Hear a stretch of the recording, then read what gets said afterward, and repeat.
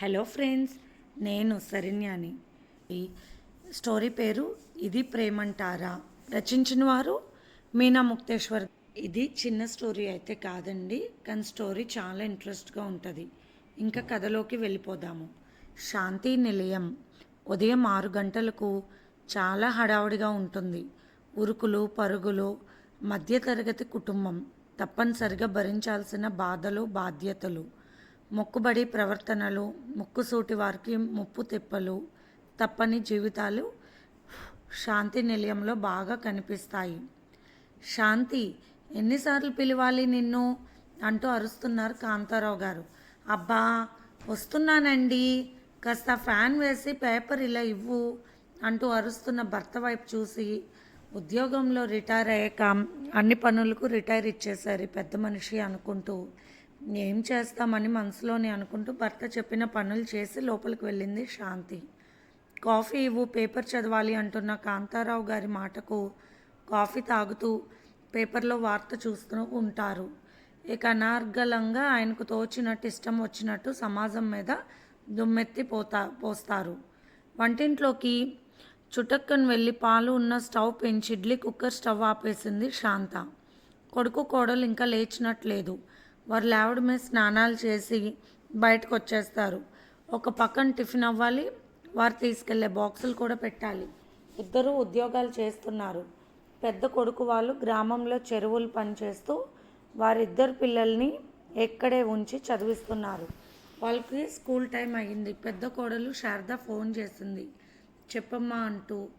ఆ క్యారేజీ బాక్సులు తొందరగా కడిగివ్వు అని పని మనిషికి సైట్ చేసి చెప్పింది శాంత. టీ చుక్కలు పోయండమ్మా, చేయలేని పని గంపెడు అంట్లు వేస్తారు అన్నది పని మనిషి నసగా అనుకుంటుంది. పిల్లలు బాగానే చదువుతున్నారు, వాళ్ళకి స్కూల్ టైం అయిపోతుంది శారద, తర్వాత చెయ్యి అంటూ పెట్టేసిన శాంత. మీ అమ్మగారికి చిన్న కొడుకు కోడల మీద ప్రేమ ఎక్కువైంది, ఫోన్ చేస్తుంటే మాట్లాడలేకపోతున్నారు అన్నది శారద. పిల్లల్ని అక్కడ పెట్టి వచ్చాము. నీ తోటికోడలు నీకన్నా మొండిది, అన్ని పనులు చేయలేక అమ్మ అల్లాడిపోతూ ఉంటుంది ఈ సమయంలో అన్నాడు భాస్కర్. అంతే, నోరు మూసుకుంది శారద. చెరువుల దగ్గర చిన్న ఇల్లులాగా ఉంది, చుట్టూ తోటలు. చెప్పాలంటే ఆనందంగానే ఉంటున్నారు. భాస్కర్కి ఒక్కోసారి పని ఉధృతంగా ఉంటుంది పాపం, చేసేవారికి పని తప్పదు. అనిత లంచ్ బాక్స్ బ్యాగ్లో పెట్టుకోమ్మా అని చెప్పింది శాంత. అన్వేష్ వాటర్ బాటిల్స్ పట్టుకో అని శాంతం చెప్పగానే అలాగే నానమ్మ అంటూ వెళ్ళాడు అన్వేష్. హడావుడిగా రెడీ అయి వచ్చారు. లేటుగా లేవడం, హడావుడి పడిపోవడం అలవాటే కొడుక్కి కోడలికి. రాత్రి కూడా పొద్దుపోయే వరకు నిద్రపోరు, టీవీలు చూస్తూ కాలక్షేపం చేస్తారు. రోజు ఇడ్లీయా అబ్బా అనుకుంటూ టిఫిన్ ప్లేట్లో లోపలికి తీసుకువెళ్ళింది. ఏదో తినడానికి చాలా అవస్థ పడుతున్నట్లు బాధపడిపోతుంది అర్చన. టిఫిన్కి వెళ్ళబోతున్న వెంకట్ను, అబ్బా నాకు ఇడ్లీ వద్దు, 2 తీసుకో వెంకట్ అన్నది అర్చన. సరేలే, వెళ్ళేటప్పుడు నీకు ఇష్టమైన టిఫిన్ చేద్దుగానే అని నవ్వుతూ చెప్పాడు వెంకట్. అన్నీ వింటున్న శాంత గారు నవ్వుకుంటూ తన పని తాను చేసుకుంటూ ఉన్నారు. కాంతారావు గారు పిలిచారు. టిఫిన్ త్వరగా పెట్టి టీ ఇవ్వు, బయటకు వెళ్ళాలని చెప్పారు. బయటకు వెళ్ళడం, ఫ్రెండ్స్ అంతా కలిసి ఒక చోట కూర్చోవడం, కాలక్షేపం చేయటం. భోజనం టైంకి రావటం, మళ్ళీ సాయంత్రం వెళ్ళడం, కాలక్షేపం. వాకింగ్ చేయడం, ఇంటికి రావడం, ఇదే దినచర్య. కాంతారావు గారికి రిటైర్ అయ్యాక ఆయన తన తోటి ఫ్రెండ్స్తో పిచ్చిపాటి కబుర్లు, వాదనలు, పేకాట్లు, రాజకీయాలు, సినిమా కబుర్లు క్షణం తీరుబడి ఉండడం లేదు. ఇకపోతే బెడ్రూమ్లోకి చేరిన దగ్గర నుంచి ఫోన్లో చూసుకుంటూ ఉంటారు. సమాజ పరిస్థితి గురించి తెగ లెక్చరర్లు ఇస్తూ ఉంటారు. ఇంటి పరిస్థితి కానీ, ఇంట్లో వాళ్ళ పద్ధతులు కానీ ఏమీ పట్టించుకోరు, మాట్లాడరు.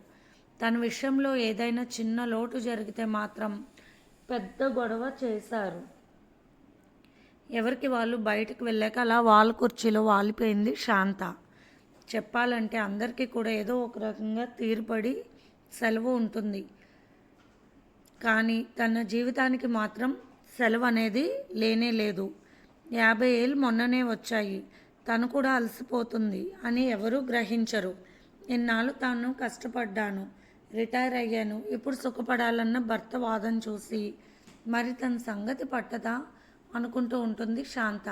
నిజమే, పెద్ద చదువులు చదివారాయన, తను 10 వరకు చదివింది. పెద్దగా చదువుకోలేదు. ఆ విషయం వల్ల చిన్న చూపు ఉంటుంది కాంతారావు గారికి శాంతి మీద. ఆ రోజుల్లోనే శాంత ఆమెకు కట్నంగా ఇప్పుడు ఉంటున్న ఇల్లు, కొద్దిపాటి పొలము తెచ్చుకుంది. 2 కొడుకులు, తర్వాత ఒక్కతే అమ్మాయి. లండన్లో సంబంధం కుదిరి హాయిగా అక్కడే ఉంటున్నారు. ప్రమీలకు అన్ని తండ్రి బుద్ధులే వచ్చాయి. ఏది పట్టించుకోదు. తన విషయాలే తప్ప ఇంటి పక్కన వాళ్ళ విషయాలు అంతగా పట్టవు. ఎప్పుడూ పెద్దగా ఫోన్ కూడా చెయ్యదు కూతురు అని మనసులో బాధపడుతూ ఉంటారు శాంత.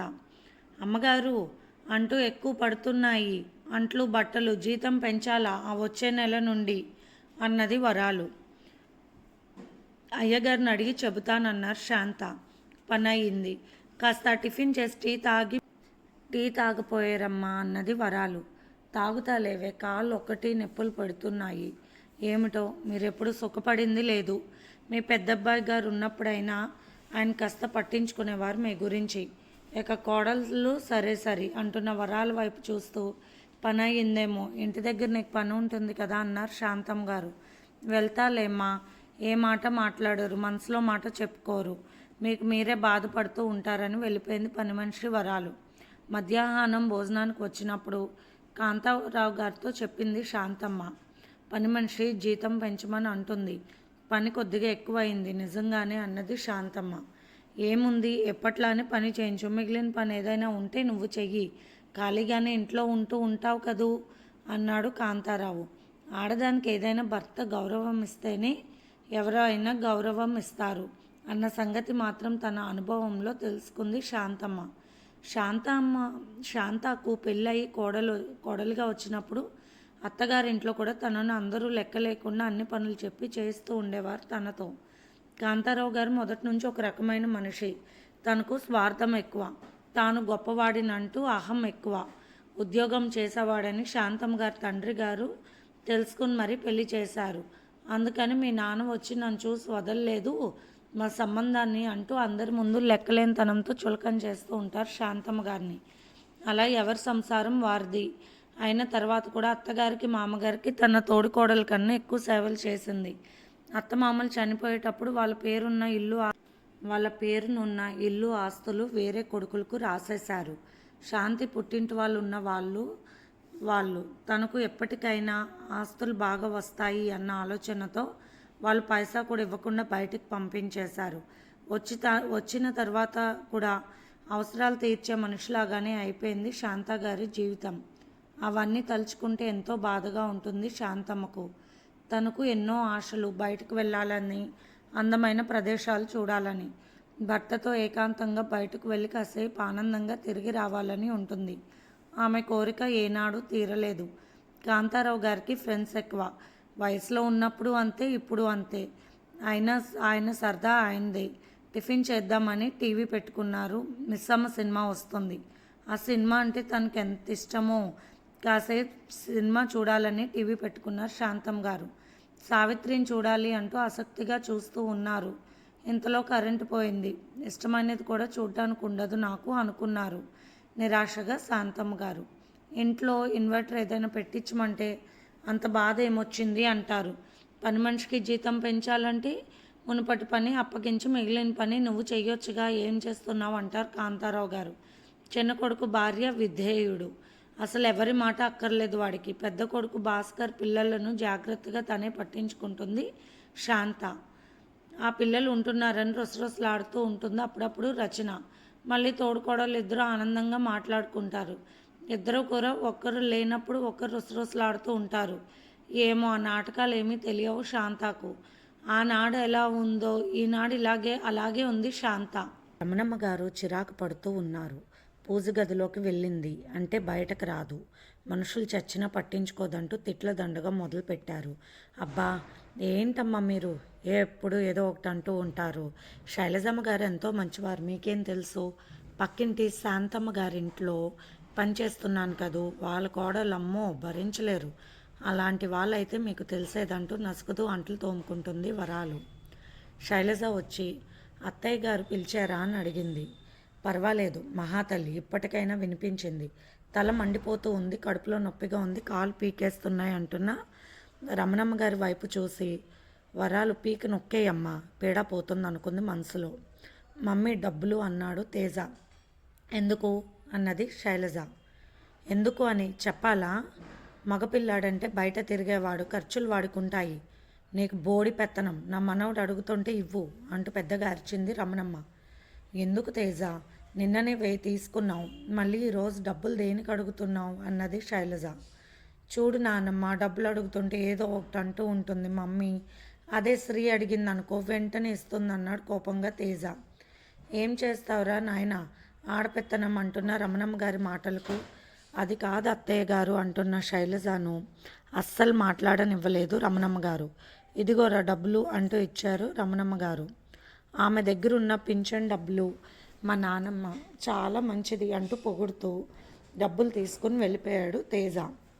తేజ ఈ మధ్యన రాత్రులు కూడా ఆలస్యంగా వస్తున్నాడు. చదువుతున్నది ఇంజనీరింగ్ ఫస్ట్ ఇయర్. భయంగా ఉంది. ఏమిటో అత్తయ్య గారి ధోరణి అని బాధపడిపోయింది శైలజ. ఇదిగో శైలజ, నాకు ఆ డబ్బులు కావాలి, పెద్దోడు కూతురికి చీర కొని పెట్టాలి, ఇవ్వు అంటూ పెద్దగా అరిచింది రమణమ్మ గారు. తన దగ్గర ఉన్న డబ్బులు 1000 రూపాయలు తీసుకువచ్చి అత్తగారికి ఇచ్చేసింది శైలజ. స్నానం చేసి అప్పుడే బయటకు వచ్చిన శ్రీ, ఏంటి నానమ్మ ఇష్టం వచ్చినట్టు వాడికి డబ్బులు ఇస్తున్నావు? వాడేం చేస్తున్నాడో నీకు తెలుసా, నాకు తెలుసా? వాడి ముందే అమ్మని తిడితే వాడికి భయం ఎలా ఉంటుందంటూ కోపంగా అరిచింది శ్రీ. అలా పెద్దవాళ్ళకి ఎదురు చెప్పకు శ్రీ అన్నది కోపంగా శైలజ. నోర్ముయ్, ఆడముఖాలను ఇలా పెంచుతారా? హద్దు పద్దు లేకుండా 1000 పెంపకాలు తగిలయ్యా అని తిట్టుకుంది రమణమ్మ. ఇందాకడనగా ఒళ్ళంతా బాధగా ఉందని చెప్పాను.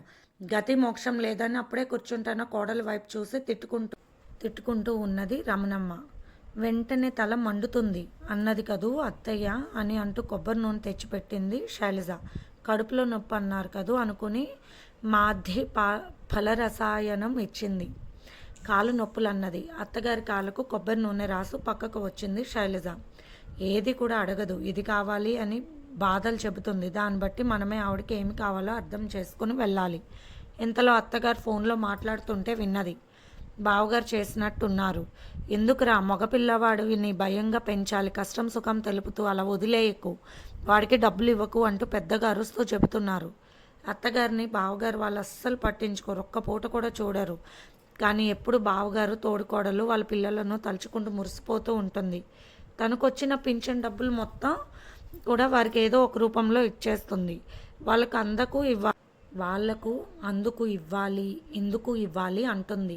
కనీసం ప్రేమతో ఒక 100 రూపాయలైనా ఇంట్లో పిల్లలు పుట్టిన రోజుకు అయినా కూడా ఒక్క పైసా ఇవ్వదు, దీవించదు. మామగారు చనిపోయాక ఉన్న ఇల్లు పొలం అమ్మి డబ్బులు పెద్ద బావగారు వాళ్ళకి ఇచ్చేసింది. పైపెచ్చు నా చేతిలో రూపాయి పాపాయి ఉండాలిరా అంటూ ఏదో ఒక 100-200 అడిగి తీసుకుంటూ ఉంటుంది శ్రీధర్ దగ్గర. 2 చేతులతో సంపాదిస్తున్నారు బావగారు. ఇల్లు కట్టారు, ఎన్నో ఆస్తులు కొన్నారు, అమ్మాయి పెళ్లి కూడా చేసేశారు. కొడుకు కూడా మంచి చదువులు చదువుతున్నాడు. ఇవ్వడం తప్పు కాదు, కానీ ఇక్కడ తమ పిల్లలకు కూడా ఆ ప్రేమను పంచితే బాగుంటుంది అనిపిస్తుంది. శ్రీధర్ దేవుడు లాంటి వారు. తల్లిని ఏ స్వార్థం లేకుండా ఎంతో ఇష్టంగా చూస్తారు. కానీ ఆ సుఖాలు పొందుతూ ఇక్కడున్న కొడుకు బాగుని అస్సలు చూడరు అత్తగారు. ఎంత ఆశ్చర్యం! పైగా అక్కడ మనవడు బాగా ఉండాలి అని బుద్ధులు చెబుతూ ఇక్కడ మనవడు ఏమైపోతాడో అని కూడా లేకుండా ఈ విధంగా తయారు చేస్తూ ఉన్నది ఏమిటో అని బాధగా అనుకుంది శైలజ.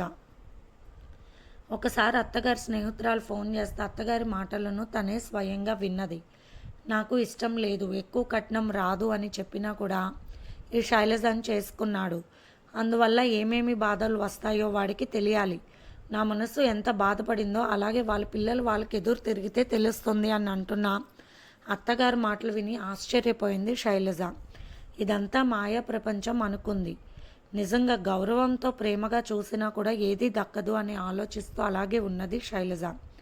అమ్మా టిఫిన్ చేసావా, ట్యాబ్లెట్ వేసుకున్నావా అంటున్న శ్రీ వైపు చూసి కళ్ళల్లో నీళ్లు పెట్టుకుంది శైలజ. తనకు పెళ్లి జరిగిన తర్వాత సంవత్సరంలోనే తల్లిదండ్రులను పోగొట్టుకుంది శైలజ.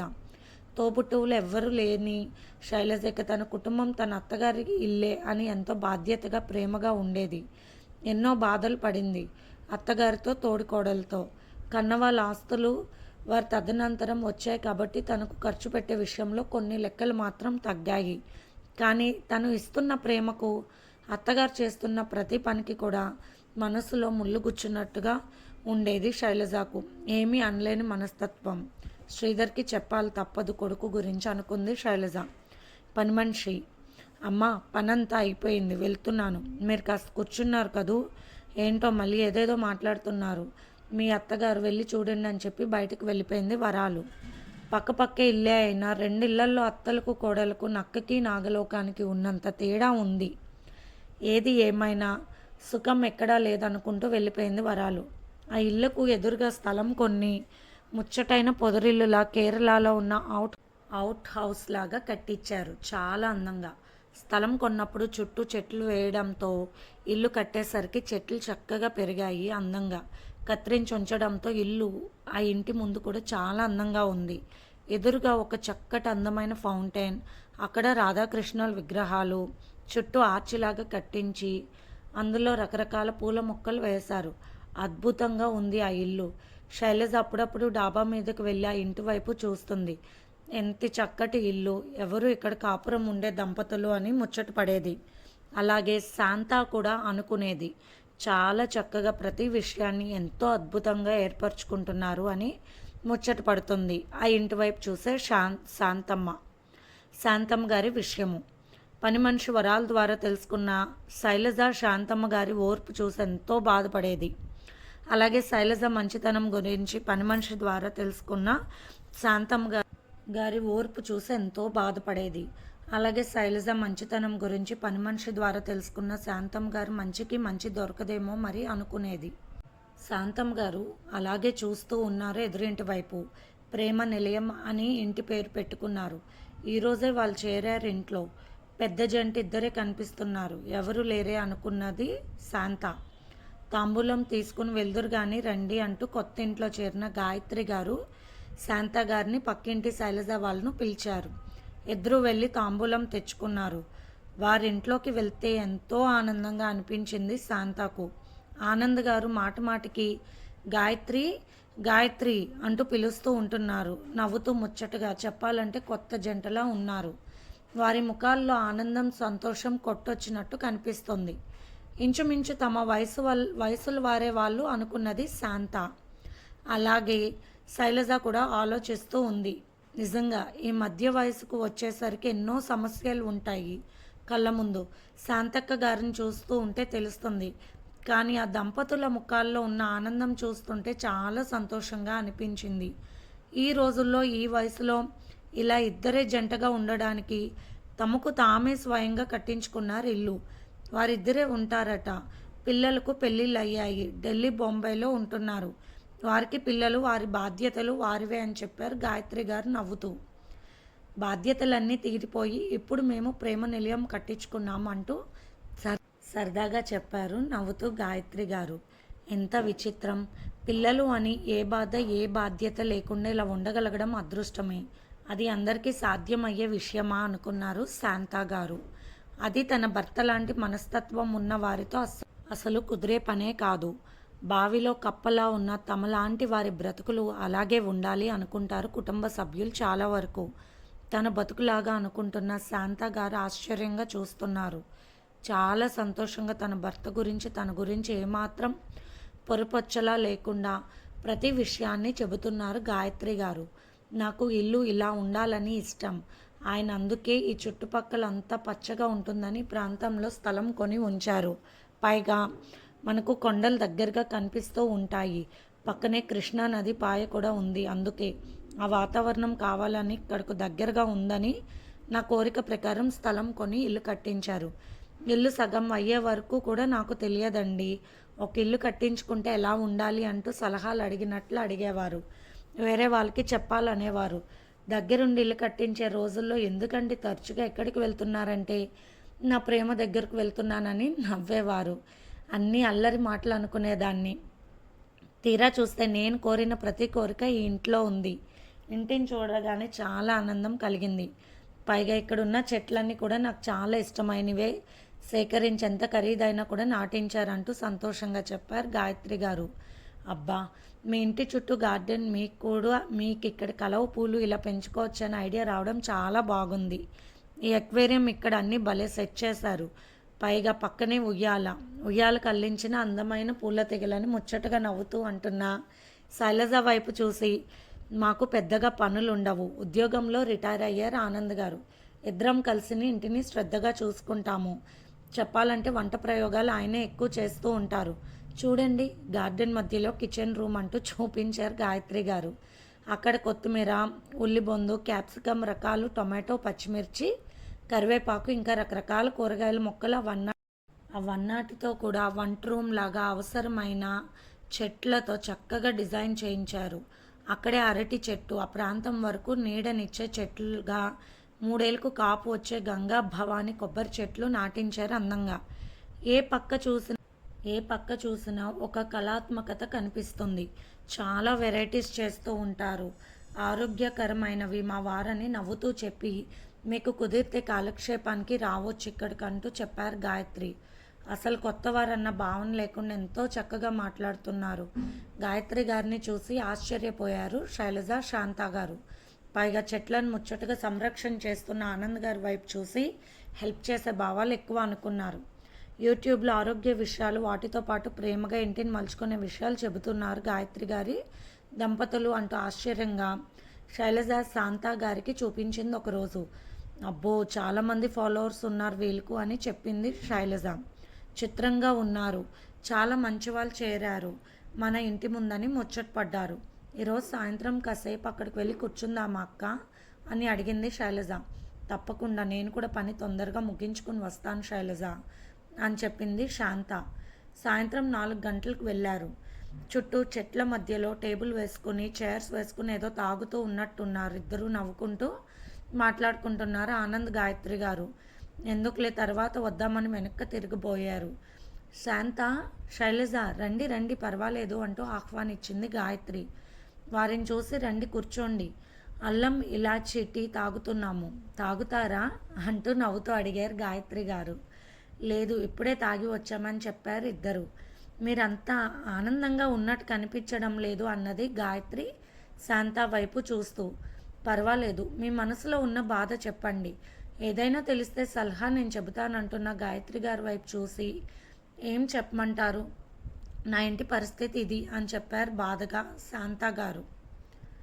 గాయత్రి, శైలజ వింటూ ఉన్నారు శాంత గారి మాటలు. చక్కటి పాటలు పెట్టుకుని డాబా మీదకు వెళ్ళారు ఆనంద్ గారు. శాంత గారు, మీరు మొదటి నుంచి కూడా మీ భర్త గారు బాగా చదువుకున్నారని విపరీతంగా గౌరవించేవారు. మీ విలువ మీరు తీసుకున్నారు, మిమ్మల్ని మీరే తక్కువ చేసుకున్నారు. మనం ప్రతి పనిని పంచుకుని ప్రేమతో చేయాలి, అంతేగాని ఏదో భారం మోస్తున్నాను, ఈ కుటుంబానికి సేవ చేస్తున్నానన్న భావంతో చేసేది భారమే అవుతుంది, పూర్తి బాధ్యత కూడా కాదు అంటున్న గాయత్రి వైపు అలాగే చూశారు శాంత. శైలజ కూడా విచిత్రంగా చూస్తూ ఉంది. అవును, భార్యాభర్తలు ఇద్దరూ కూడా ఒకరి మీద ఒకరు ప్రేమతో ఉండాలి. వారిద్దరి ప్రేమను వారిద్దరూ ఒకరికొకరు ఇచ్చుకునే గౌరవాన్ని చూసి కుటుంబ సభ్యులు కూడా వారిని గౌరవిస్తారు. వారికంటూ ప్రత్యేకమైన ఒక స్థానం కూడా ఇస్తారని వారి మనసుల్లో నిజం. ఈ విషయం ఆశ్చర్యమేమి కాదు. భర్త గౌరవించినదే ఎవరు గౌరవించరు అన్నది గాయత్రి. అవును, అదే నా ఉద్దేశం అని కూడా అన్నారు శాంత గారు. మీలో ఉన్న ప్రత్యేకమైన విషయాలను మీరే మర్చిపోయారు. చిన్న చదివాను అన్నట్లు ఏదో మిమ్మల్ని మీరు తక్కువ చేసుకుని మీరు ఒక పక్కగా ఒక మూసలో ఉండిపోయారు. నేను వీరికి చాకరీ చేయడానికి పనికి వస్తానని ఒక భారమైన మనసుతో కుటుంబ సేవలోనే మీ జీవితాన్ని గడుపుతున్నారు. ఇలా జరగడంలో మీరు చేసుకున్న తప్పు కూడా ఉంది. మిమ్మల్ని మీరు మర్చిపోకూడదు ఎప్పుడు. భార్యాభర్తల బంధం గొప్పదే, కుటుంబ బాధ్యత కూడా గొప్పదే. అందుకు ఎవరి విలువ వారు పోగొట్టుకోకూడదు. పోనీ కుటుంబ బాధ్యతను పూర్తి ప్రేమతో మీరు చేయగలుగుతున్నారా అన్నది గాయత్రి. అంటే నాకు అర్థం కాలేదు అన్నది శాంత. అంటే వీళ్ళకు నేను ఎందుకు చెయ్యాలి, ఇంతేనా నా జీవితం అని ఎప్పటికప్పుడు మీ మనసు మిమ్మల్ని వేధిస్తుందా లేదా? ఇది ప్రేమంటారా?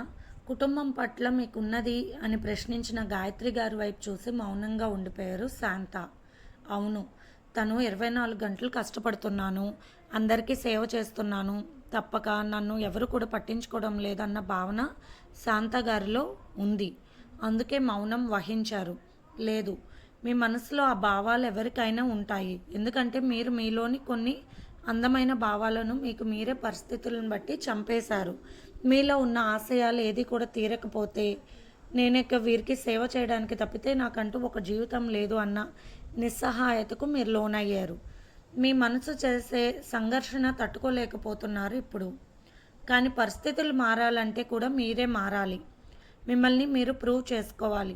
మీకు ఏదో ఒక విషయంలో మంచి టాలెంట్ ఉండవచ్చు. అది మీ ఇంటి వరకే పరిమితమైనప్పుడు నేటి నాగరికత ప్రపంచంలో అది పెద్ద విలువ తెచ్చుకోదు. కానీ మీలో ఉన్న గొప్ప విషయాన్ని నలుగురు గుర్తించినప్పుడు అదే విషయాన్ని కుటుంబ సభ్యులు కూడా గుర్తిస్తారు. చూసారా ఎంత చిత్రము! ఎన్నో కళలలో ఆరితేరిన ఎందరో కూడా ఉన్న ప్రాంతాలలో ప్రగతి సాధించలేక పక్క రాష్ట్రాలకు వెళ్ళి విజయం చూశాక అప్పుడు మన ప్రాంతాల వారు వాళ్ళకు గౌరవంతో గొడుగు పడతారు. అది కాలం తీరు. నాగరికతల వల్ల వచ్చిన మార్పు మారుతున్న కాలంతో పాటు మనము మారాలి, ఎవరిని ఇబ్బంది పెట్టే రీతిలో కాకుండా.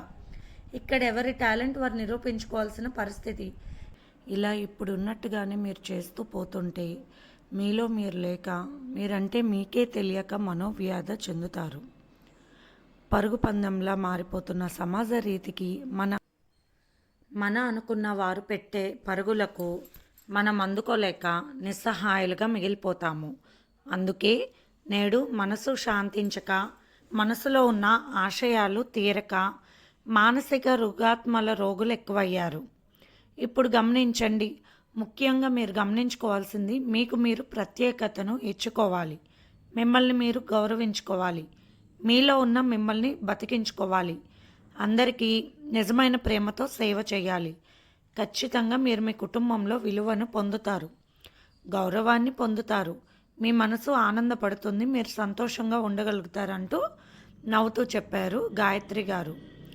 శాంత గారు ఆలోచనలో పడ్డారు. నిజమే, తనకు చదువుకోవాలని, డిగ్రీ పూర్తి చేయాలని కోరిక ఉండేది. సంస్కృతం అంటే ప్రాణం. ఆ దైవ భాషతో రాసిన ఇష్టమైన శాస్త్ర కథలను చదవాలి అన్న ఆశ శాంతికి చిన్నతనం నుండి ఉండేది. కానీ ఆ భాషను కొద్దో గొప్ప నేర్చుకోవడం జరిగింది అంతే. అది కూడా ఏదైనా అమ్మవారి మంత్రాలు చదువుతున్నప్పుడు అర్థాలు వెతకడం కోసం, ఆసక్తితో మరికొన్ని పదాల అర్థాల కోసం సంస్కృతం తెలుగు అనువాద పుస్తకం కొనుక్కుని అనువాదించుకుని అలా కొంత భాషా జ్ఞానం పెంచుకుంది. కుదిరినప్పుడు శాంత సంస్కృత ప్రోగ్రామ్స్ కూడా చేస్తూ ఉంటుంది, ఆ జ్ఞానం మర్చిపోకుండా. పిల్లలకు పెళ్ళి కానప్పుడు చాలా వరకు అలా కొంత అవకాశం ఉండేది. ఒక రకంగా పిల్లలకు పెళ్ళైన తర్వాత నిజానికి శాంతకు విశ్రాంతి లేదు, మానసికమైన సంతోషం లేనే లేదు. తన అత్తగారికి మామగారికి చేసిన సేవలు తనకు కూడా తన కోడలు చేయాలన్న భావనలు ఉండేవి ఆమెలో. అది తీరకపోవడం ఆమెలో ఒక నిరాశ అయితే, ఎదురు వాళ్ళకి చేస్తున్నానన్న బాధ మరింత ఎక్కువయ్యింది. తప్పక చేయాల్సిన పని అంత నరకం ఇంకొకటి ఉండదు. ఆమె ఆ నరకాన్ని కల్లారా చూస్తుంది. గాయత్రి గారి మాటల్లో 100% నిజం ఉంది. నిజంగా నన్ను ఎవరన్నా ప్రేమిస్తున్నారా, ఇష్టపడుతున్నారా అని ప్రశ్నించుకున్నప్పుడు, నిజంగా నేను వారిని ప్రేమిస్తున్నానా, వారికి ప్రేమతో పనులు చేస్తున్నానా అన్న ఆలోచన తనలోని లోపాన్ని గాయత్రి గారు తెలియజేయడం చాలా గొప్ప విషయం. ఒక కొత్త ఆలోచనకు నాంది పలికారు గాయత్రి గారు. ప్రేమ లేకుండా ఏ పని చేయకూడదు. ప్రేమతో చేస్తున్న పని ఎంత కష్టమైనా ఇష్టంగానే ఉంటుంది. అటువంటి పనిలో ఏ స్వార్థం ఉండదు. నాకేదో రేపు చేస్తారు, నన్నేదో రేపు చూస్తారన్న భావాలు ఉండవు. అప్పుడు మనసు తేలిగ్గా ఉంటుంది, బరువు ఉండదు.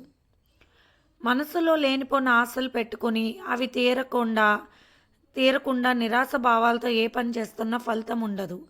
పైకి నవ్వుతూ చేసే పనిలో నిజం లేనప్పుడు ఆ పనికి ఫలితమే లేదు. ప్రేమ లేని పనికి ఫలితం శూన్యం. ఇప్పుడు ఆ శూన్యం ఆవరించిన శాంత మనసు కూడా అలాగే ఉంది అన్న విషయాన్ని విపులంగా గాయత్రి గారు తన మాటలలో చక్కగా తెలియజేశారు. మంచి మనసున్న శాంత గారు తనలోని లోపాన్ని ఒప్పుకున్నారు. అలా కూడా ఒప్పుకోరు 180% మంది.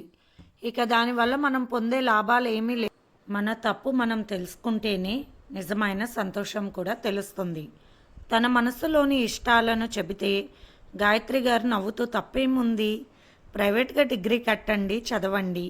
మీకు ఏదైనా సందేహాలు ఉంటే నన్ను అడగండి, చెబుతాను.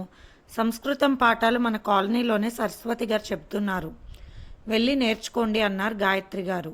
ఏ పనైనా నేర్చుకోవడానికి ఒక వయసు తారతమ్యం ఉంటుంది కదూ. ఇప్పుడు ఈ వయసులో నేను అలా డిగ్రీ చదువుకోవాలన్నా లేక సంస్కృత పాఠాలు చిన్నపిల్లలా వెళ్ళి కూర్చుని నేర్చుకోవాలన్నా అందరూ నవ్వరా నన్ను చూసి అన్నారు శాంత గారు. నవ్వుతారు, మాట్లాడుకుంటారు. అయితే మీకు పోయింది ఏముంది, కానీ మీరు డిగ్రీ పూర్తి చేశాక అదే జనం ఆశ్చర్యపోతూ నిజంగా అభినందిస్తారు. ఈ వయసులో మీరు సాధించిన గొప్ప విజయాలకు నిజంగా అభినందిస్తారు.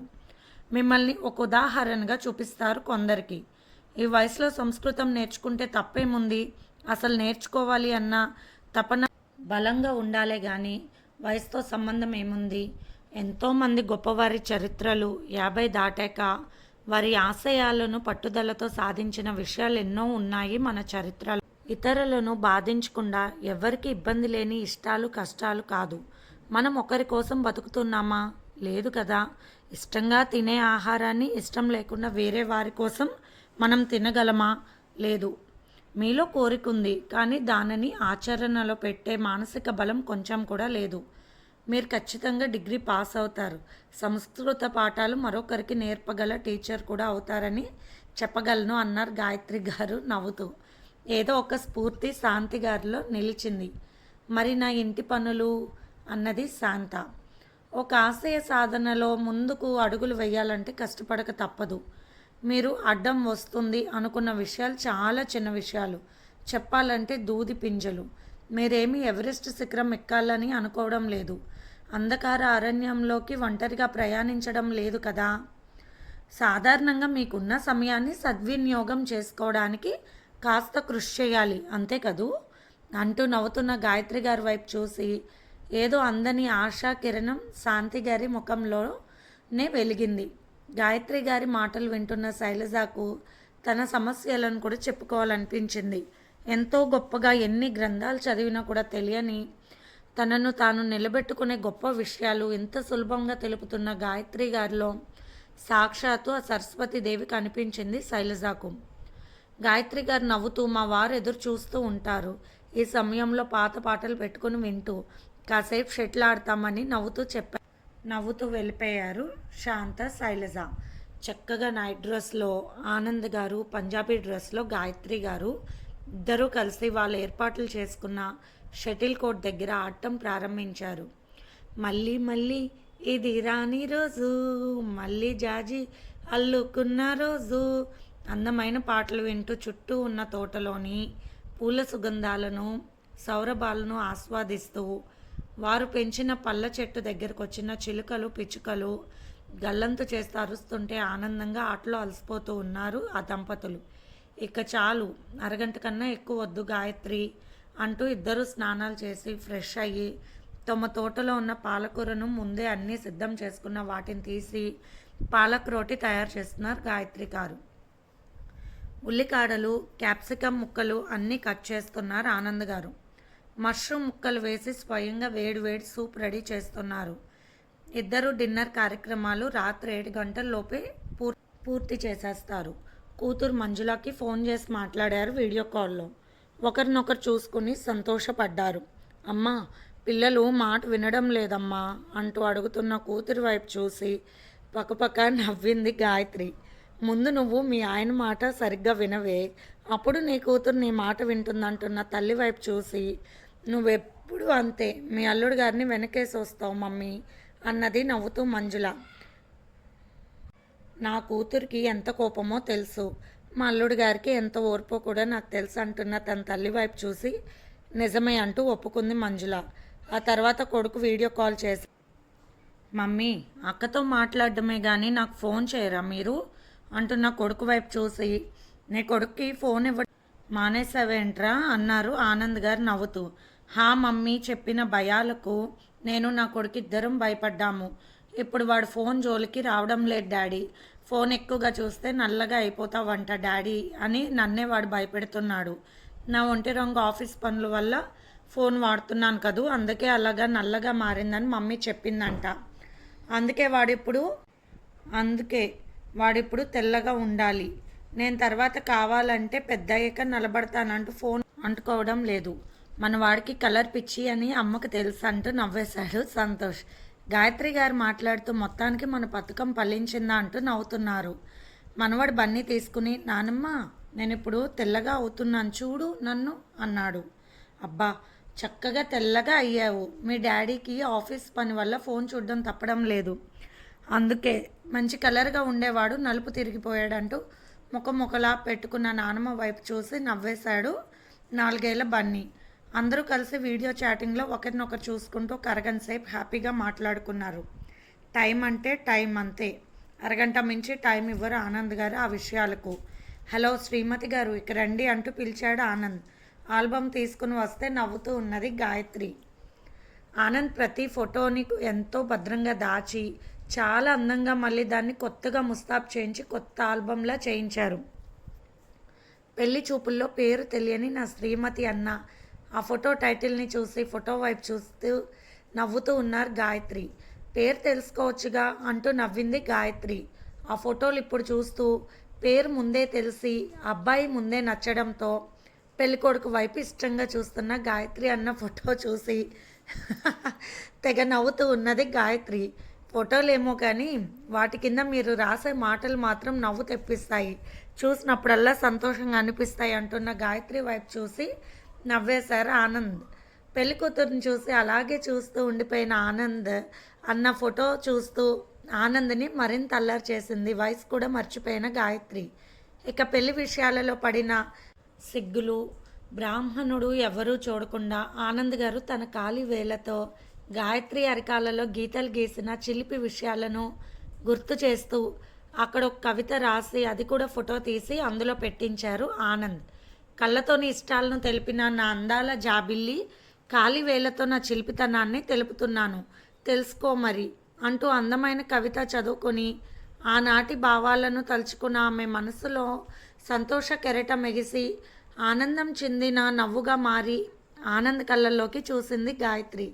ప్రతి విషయాన్ని ఇంత గుర్తుగా ఇలా భద్రపరిచి ఈనాడు ఈ వయసులో ఈ విషయాలను చూసుకుంటూ మురిసిపోవడం నిజంగా మన అదృష్టం. ఎక్కడికి వెళ్ళినా బృందావన్ గార్డెన్కు వెళ్ళినా కూడా లభించిన ఆనందం, గత కాల జ్ఞాపకాలలోని మధురిమలు, ఆనాటి అందమైన భావాలు ఎప్పటికప్పుడు తలుచుకుంటూ దృశ్య రూపంగా చూసుకుంటూ ఉన్నప్పుడు తొలకరి జల్లులు నా మనసును ప్రేమతో తడిమినట్లు ఉంటుంది. మనసెరిగిన వాడివి దొర అంటూ నవ్వుతూ ఉన్న గాయత్రి వైపు చూసి వయసు శరీరానికి పెరుగుతుంది కానీ మనసుకు కాదు. అందుకే మనసుకు కలిగిన ఆనందాన్ని ఇలా ప్రతి ఒక్కరూ భద్రపరుచుకుని తీరాలి. శరీరానికి వయసు పెరుగుతున్నప్పుడు ఈ భద్రపరుచుకున్న జ్ఞాపకాలను ఎప్పటికప్పుడు నెమరు వేసుకోవాలి. ఆ ఆనందంతో మరికొంతకాలం ఆనందంగా బతకాలి. ఇంతకు మించిన స్వర్గం ఇంకేదైనా ఉందా? ఇదేగా ప్రేమంటే అంటున్న భర్త గుండెల్లో దాగిపోయి సంతోషంగా తలదాచుకుంది గాయత్రి. శాంతకు జీవితం కొత్తగా కనిపించింది. అందుకు కారణం డిగ్రీ తన చేత కట్టించారు గాయత్రి గారు. అందుకోసం తన పనులను చాలా వేగంగా చేసుకుంటూ అసలు తన తీరే మార్చేసుకున్నారు శాంత.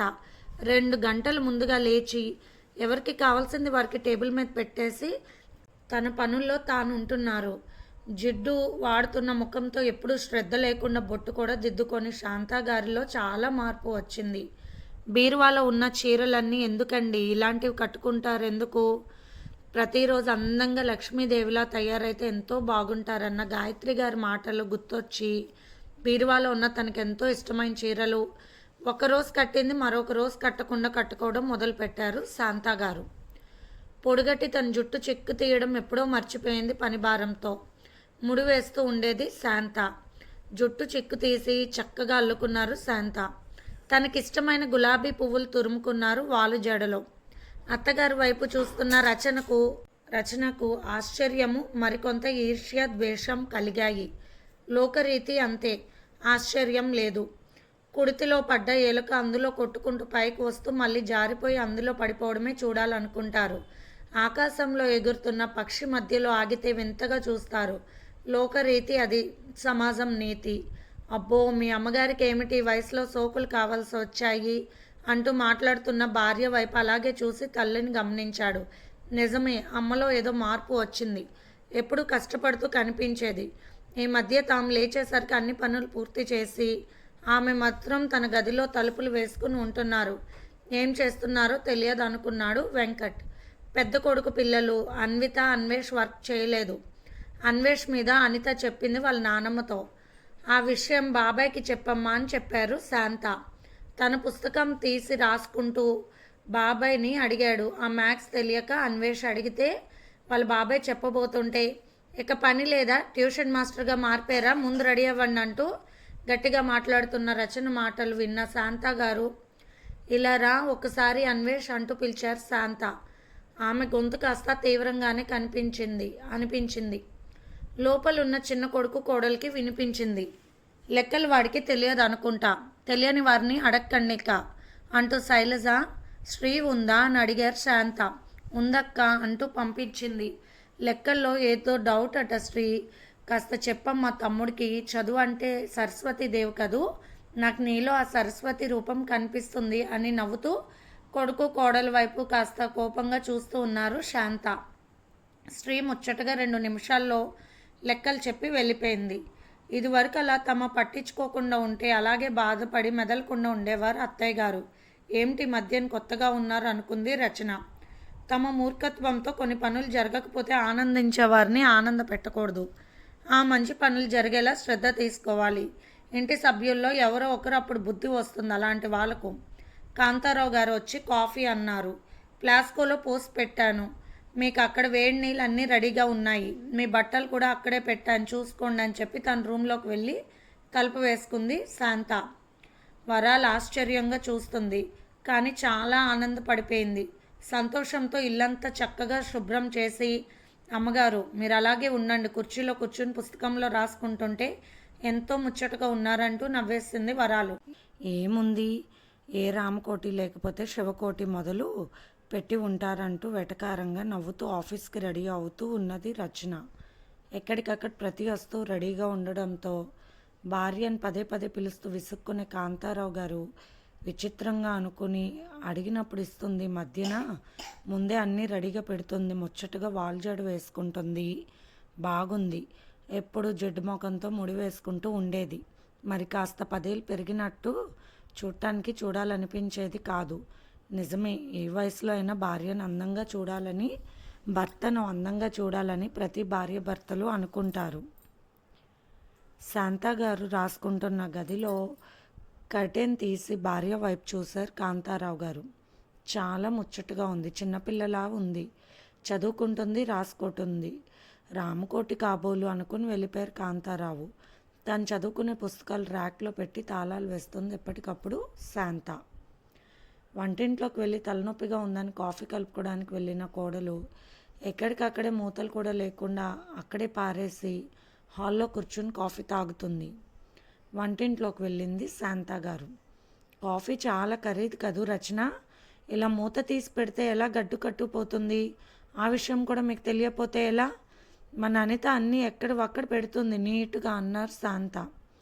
కుర్చీలో కూర్చున్న రచన వెంటనే పైకి లేచి లోపలికి వెళ్ళిపోయింది. తప్పు చేసినప్పుడు ప్రశ్నించండి, ప్రశ్నించకపోతే ఎలా శాంత గారు, మీ వయసుకు తగ్గ గౌరవం ఎదుటి మనిషి ఇవ్వనప్పుడు మీరు మౌనంగా ఉండకూడదు, చేసిన తప్పుల గురించి అడగాలి, అది మీ బాధ్యత అంటూ చెప్పిన గాయత్రి గారి మాటలు శాంతిలో చాలా మార్పులు తెచ్చాయి. గాయత్రి గారిని కలవాలని శైలజ వెళ్ళింది ఆ రోజు. శాంతక్కేదో చదువుకుంటుంది, ఎందుకు డిస్టర్బెన్స్ అని తనే గాయత్రి దగ్గరకు వెళ్ళింది. తన ఇంటి సంగతి చెప్పింది, అత్తగారి నైజం చెప్పింది, తన కొడుకు ప్రవర్తన చెప్పింది. అన్నీ విన్న గాయత్రి గారు, తప్పు నీదే శైలజ అన్నారు. అన్నీ అందరికీ చేసి పెడుతున్నాను, తప్పు నాదెలా అవుతుంది అక్క అన్నది ఆశ్చర్యంగా శైలజ. మీ తప్పు ఏమీ లేనప్పుడు మీ అత్తగారి ముందు తల వంచుకోవాల్సిన అవసరం లేదు. ఇక మీ బిడ్డకు ఆమె డబ్బులు ఇస్తున్నప్పుడు జరిగే నష్టం ఏదో మీకు తెలుసు. అప్పుడే మీ కొడుకు చెంప పగలకొట్ట డబ్బులు మీ అత్తగారికి ఇచ్చేయాలి. నీ కొడుకును సంరక్షించుకునే బాధ్యత మీదే కదూ, వాడి భవిష్యత్ తీర్చిదిద్దవలసింది మీరే. పెద్దలు గౌరవాలు ఇవన్నీ చూసుకుంటే పాడైపోతున్న మన బిడ్డల సంగతి ఎవరు చూస్తారు, బాధ్యతలు నిర్వర్తించండి అంతే. విలువ లేని చోట ఎదుటి వారికి మనం ఎంత విలువ ఇచ్చినా కూడా మనకు బూడిదలో పోసిన పన్నీరే అవుతుంది. మీ అత్తగారికి ఎంత సేవ చేసినా కూడా మీపై గౌరవం కానీ, విలువ కానీ, ప్రేమ కానీ లేవు. కేవలం మూర్ఖత్వం, పెద్దతనంతో వచ్చిన చాదస్తం. అంతేకాక మీ అత్తగారికి ఇష్టం లేని పెళ్ళి మీ వారు చేసుకున్నారని, అందువల్ల మీ భర్త ఎంత నష్టపోయాడో అని ఆమె చూపించాలని ఆమె ప్రయత్నం. ఆమె మాటల్లో మీరు అది తెలుసుకున్నప్పుడు జాగ్రత్త పడాలి కదూ అన్నది గాయత్రి. కానీ నా భర్త మనసు బాధపడుతుందేమోనన్న సందేహంగా ఉన్నదక్క అన్నది శైలజ. మంచితనం మించితే చెడుకు దారితీస్తుంది. మంచిగా ఉండడం వల్ల లాభం లేనప్పుడు కాస్త కటువుగా ఉండి ఇంటిని మంచిగా మార్చుకుంటే అందరూ సంతోషంగా ఉంటారు. నోరు తెరిచి అడగకుండానే మీరు అన్నీ చేస్తున్నారు మీ అత్తగారికి. ఆమెకు మీ విలువ ఎలా తెలుస్తుంది? మంచి మనిషికి సేవ చేస్తే తప్పులేదు, కానీ ఉద్దేశాలు బాగోలేనప్పుడు, విలువ లేనప్పుడు ఆ మనిషికి మీ విలువ తెలియజేయాల్సిన బాధ్యత మీపై ఉంది. ఇంటిని నిలబెట్టుకునే తెలివితో నడవాలి. మంత్రిలాగా ప్రహ్లాదుడు కూడా తప్పు చేస్తున్న తండ్రిని సైతం వదిలిపెట్టలేదు తన భక్తితో. అర్థం చేసుకోవాలి శైలజ. ముందు నీ బిడ్డల్ని సరిదిద్దుకోవాలంటే కాస్త కటువుగా ఉండక తప్పదు. మీ భర్త గారు చాలా మంచివారు, మీకు ఇబ్బంది ఏమీ ఉండదు. ఆయనకు అర్థమయ్యేలా చెప్పండి. మీ అబ్బాయి ఎందుకు లేటుగా వస్తున్నాడు మీ భర్తకు తెలియజేశారా అన్నది గాయత్రి. లేదు, ఆయన ఆఫీస్లో చాలా బిజీగా ఉంటున్నారు ఈ మధ్యన, అందుకే రావడమే ఆయనకు అన్ని పనులు చూస్తున్నాను, విశ్రాంతి తీసుకుంటున్నారు. మరలా ఆయన మనసు బాధపడుతుందేమో అని చెప్పలేకపోతున్నాను అన్నది శైలజ. తప్పు చేస్తున్నావు శైలజ. ఇతరుల మనసు బాధ పెట్టకూడదని అనుకునేవారు తాము బాధపడతారు, అది వేరే విషయం. కానీ ఇది నీ కుటుంబ పరిస్థితి కదా. ఇక్కడ నువ్వు నిజం చెప్పి ఆయన బాధ్యత తీసుకునేలాగా చెయ్యాలి. ఈరోజు ఏదో కాస్త విశ్రాంతి తీసుకుంటారని నువ్వు ఇంత పెద్ద విషయాన్ని దాస్తే అది రేపటి రోజున మీరందరూ సిగ్గుతో తలదించుకునేలాగా అవుతుంది. వెంటనే మేలుకోవాలి. కన్న తల్లిగా నీ బాధ్యతను నిర్వర్తించి నిజాన్ని చెప్పి నీ భర్త బాధ్యతను తెలియజేయని వివరంగా చెప్పారు గాయత్రి గారు. సంతోషమక్క, నాకెంతో ధైర్యం వచ్చింది. నేను నా ఇంటిని ఎలా మంచిగా మార్చుకోవాలో నాకు వివరం తెలిసిందని చెప్పింది శైలజ. మంచి విషయం. ఎవరైనా సరే మన తప్పు లేనప్పుడు అది మనసులో పెట్టుకుని బాధపడుతూ, పైకి మాట్లాడకుండా లోలోపల వేదన పడుతూ ఇంటిని రాను రాను నరకం చేసుకోవడం మంచిది కాదు కదా. తప్పు ఎవరు చేసినా ప్రశ్నించాలి, మౌనంగా ఉండే సమయం కాదు. మీరు ఒక బాధ్యత గల తల్లి. మీ కుటుంబ సంరక్షణ కోసం పూర్తి బాధ్యతలు స్వీకరించాలి. చాలా జాగ్రత్తగా ఉండాలి ఆ వయసులో పిల్లలతో. అన్నీ గమనించండి. మీ వాడి బుక్స్, బ్యాగ్స్, వాడి అలవాట్లు, ఫోన్లో ఉన్న విషయాలను స్త్రీ ద్వారా ప్రతి విషయాన్ని సేకరించండి. చాలా తెలివిగా అబ్బాయి ఏం చేస్తున్నాడో గమనించండి. నానమ్మ మీద డబ్బులు ఇస్తుందని ప్రేమ చూపిస్తున్నాడు కాబట్టి ఆమె బాధ్యతలు అప్పగించండి అని చెప్పారు గాయత్రి గారు. ఆ రోజు ఉదయం శైలజ పూజ చేసుకుంటూ ఉంది. రమణమ్మ గారు మళ్ళీ తిట్ల పురాణం మొదలుపెట్టారు. శైలజ లేచి వచ్చి రమణమ్మ గారు ఉన్న గది తలుపులు వేసి తన పూజ గదిలోకి వెళ్ళొచ్చి పూజ పూర్తి చేసుకుంది. రమణమ్మ గారు 2-3 కేకలు వేసినా కూడా ఆమెకు అన్నీ అమర్చి వచ్చిన తర్వాత ఇప్పుడు కావాలని ఆమె పిలుస్తుందన్న సంగతి తెలిసిన శైలజ భగవంతుడిని మనస్ఫూర్తిగా ఆరాధించింది. ఏమిటి నానమ్మ పిలుస్తున్నావు అంటూ వెళ్ళాడు తేజ. ఒరే, మీ అమ్మకు బాగా పొగరెక్కింది ఈ మధ్యన, 2-3 సార్లు పిలిచినా రావడం లేదని చెబుతూ ఉన్నారు రమణమ్మ. అమ్మా అంటూ పెద్దగా అరిచాడు తేజ. వెంటనే వచ్చింది శైలజ. ఎందుకు అలా అరుస్తూ ఉన్నావు? పూజ గదిలో పూజ చేసుకుంటే కళ్ళకు కనిపించడం లేదా నీకు? చిన్నపిల్లవాడివా అంటూ తీక్షణంగా చూస్తూ మాట్లాడింది శైలజ. ఓసి దీని దుంపదెగ, నోట్లో నుండి మాట బయటకు వినిపించేది కాదు. ఇంతలా మాట్లాడుతుందనుకుని అటు ఇటు చూసి నిశ్శబ్దంగా ఉంది రమణమ్మ. ఏమిటో తల మండిపోతుంది, కాలు కూడా లాగిస్తున్నాయి ఈరోజు అన్నది రమణమ్మ. మీ నానమ్మకు ఆ కొబ్బరి నూనె తల మీద పెట్టి కాస్త మర్దన చెయ్యి, అలాగే కాళ్ళకు నూనె రాసి సవర తీయి అని కొడుక్కి చెప్పి పక్క గదిలోకి వెళ్ళింది శైలజ. అయ్యే బాబోయ్, అవన్నీ నాకు తెలియదు. ఇదిగో నానమ్మ కొబ్బరి నూనె డబ్బా, నీ ఇష్టం, తల మీద పోసుకుంటావో కాళ్ళకు రాసుకుంటావో నాకు అనవసరం అంటూ వెళ్ళిపోయాడు తేజ. శ్రీ నవ్వుకుంటూ ఉన్నది తల్లిని చూసి. అది లెక్క అంటూ సంతోషంగా తన గదిలో తిట్టుకుంటూ డాన్స్ వేస్తుంది శ్రీ. ఆమెను చూసిన వరాలు కూడా నాకు కూడా నీలా తిప్పుకోవాలని ఉంది చిన్నమ్మ గారు, కానీ ఒళ్ళు తిరగడం లేదు అంటూ నవ్వేసింది. మధ్యాహ్నం భోజనం శుభ్రంగా తిన్నది రవణమ్మ. ఇంతలో ఆమె స్నేహితురాలు పద్మావతి వచ్చింది. అయ్యో ఏమిటొదినా చిక్కిపోయావు అంటూ పలకరించింది. అయ్యో ఏం చెప్తావు, తిండి లేదు పాడు లేదు. పెద్ద కొడుకు కోడలు పిల్లలు రమ్మని ఒకటే గోల. అయినా కూడా ఇక్కడే ఉండాలంటాడు చిన్నవాడు. తప్పకుంటున్నాను. ఏదో ముష్టి 4 మెతుకులు వేస్తుంది ముఖం మీద. ఇక ఒక కప్పు టీ ఇవ్వటానికి ఒకటే సాగుడు. కాళ్ళు లాగుతున్నాయని చెబితే కనీసం నూనె కూడా రాయలేదు. ఏం చేస్తాము, ఆ ఏలూరు సంబంధం చేసుకుంటే నా చిన్న కొడుక్కి నాకు ఈ కర్మ లేకపోనంటూ ఆ పద్మకు చెబుతూ ఉన్నారు రమణమ్మ. శైలజ అత్తగారు గదిలోకి వెళ్ళింది. బావగారు అక్క మిమ్మల్ని రమ్మని కబురు చేశారు అత్తయ్య గారు. నాకు తెలియదు. ట్రైన్ టికెట్లు బుక్ చేయమని చెప్తాను. తోడుగా తేజ వచ్చి దింపి వస్తాడు మీ అబ్బాయి గారి కోసం. మీరు వెళ్ళలేరు. ఆయనకు తెలియకుండా నేను పంపిస్తానులేండి. మీరింత బాధపడుతున్నారన్న సంగతి నాకు తెలియదు కదా. మీరు ఎప్పట్లాగానే భోజనం చేశారు, కానీ కడుపు నిండా తినలేదా? కడుపు నిండలేదా? అయితే ఆ విషయం నాకు చెప్పాల్సింది. గోంగూర పప్పుతో సగం అన్నం, ఆ తర్వాత బెండకాయ వేపుడుతో కొంత అన్నం, మళ్ళీ పెరుగు వేసుకుని ఎక్కువే తినేసాను అన్నారు తిన్నప్పుడు. ఆ తర్వాత పండ్ల ముక్కలు అలవాటు కదా మీకు. అన్నీ తిన్నారు. ఇదిగో పళ్ళాలు మంచం కింద ఉన్నాయి. వరాలు తీసినట్లేదు, తీసుకువెళ్తానంటూ ఆమె తిన్న పళ్ళాలు గ్లాసులు మొత్తం తీసుకుని వెళ్ళింది శైలజ. నీ అసాధ్యం పాడుగాను. శుభ్రంగా తినలేదన్నట్టు నీరసం మాటలు మాట్లాడతావు. ఈ విధంగా తింటున్నావు, మంచం మీదే ఉంటున్నావు. అయినా కూడా అదృష్టం రివిటలా ఉన్నావు. నా కోడలు ముద్ద పెట్టకుండా చంపుతుంది అని బాగా తిట్టుకుంటూ అందరికీ ఉండదు నీ వైభోగం. నిన్ను పలకరించాలని నేను కాదు, నన్ను నువ్వు పలకరించాలని తిట్టుకుంటూ వెళ్ళిపోయింది పద్మావతి. అటు పక్క పెద్ద కొడుకు కోడలు రమ్మన్నారు. ఇటు చిన్న కొడుకు కోడలు బాగా చూస్తారు. మాయరోగం, అన్ని అబద్ధాలని పెద్దగా అనుకుంటూ వెళ్ళిపోయింది. మనిషి నైజం ఎదుటి వ్యక్తి మీద ఏదో ఒకటి చెప్పుకోవాలి. దానివల్ల ఏం ఉపయోగం ఉండదు, కానీ అలవాటు దినచర్యలో ఒక భాగం అయిపోతుంది కొందరికి.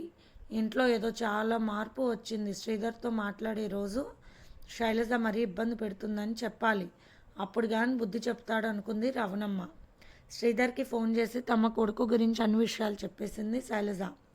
ఇంటికి వచ్చిన తర్వాత మీరు విశ్రాంతి తీసుకుంటూ ఉంటున్నారు, నేను పనిలో ఉండి చెప్పలేకపోతున్నానని కొడుకు గురించి, డబ్బులు ఖర్చు పెట్టే విధానం గురించి, రాత్రి లేటుకు వస్తున్న సంగతి చెప్పింది భర్తతో శైలజ.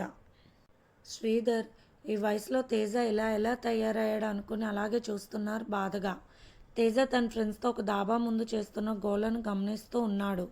శ్రీధర్ గారు వెంటనే దూరం నుంచి ఆ వీడియో తీశారు. తేజ వాళ్ళ ఫ్రెండ్స్ విక్రమ్, గౌతమ్ వాళ్ళ పేరెంట్స్కి ఆ వీడియోని షేర్ చేశారు. వాళ్ళు వెంటనే శ్రీధర్కి ఫోన్ చేశారు. త్వరగా రండి అని చెప్పడంతో చెట్ల చాటు నుండి దూరంగా వాళ్ళు చేసే పనులు, మాట్లాడే మాటలు అన్నీ కూడా రికార్డ్ అయ్యేలాగా తీస్తున్నారు వీడియో శ్రీధర్.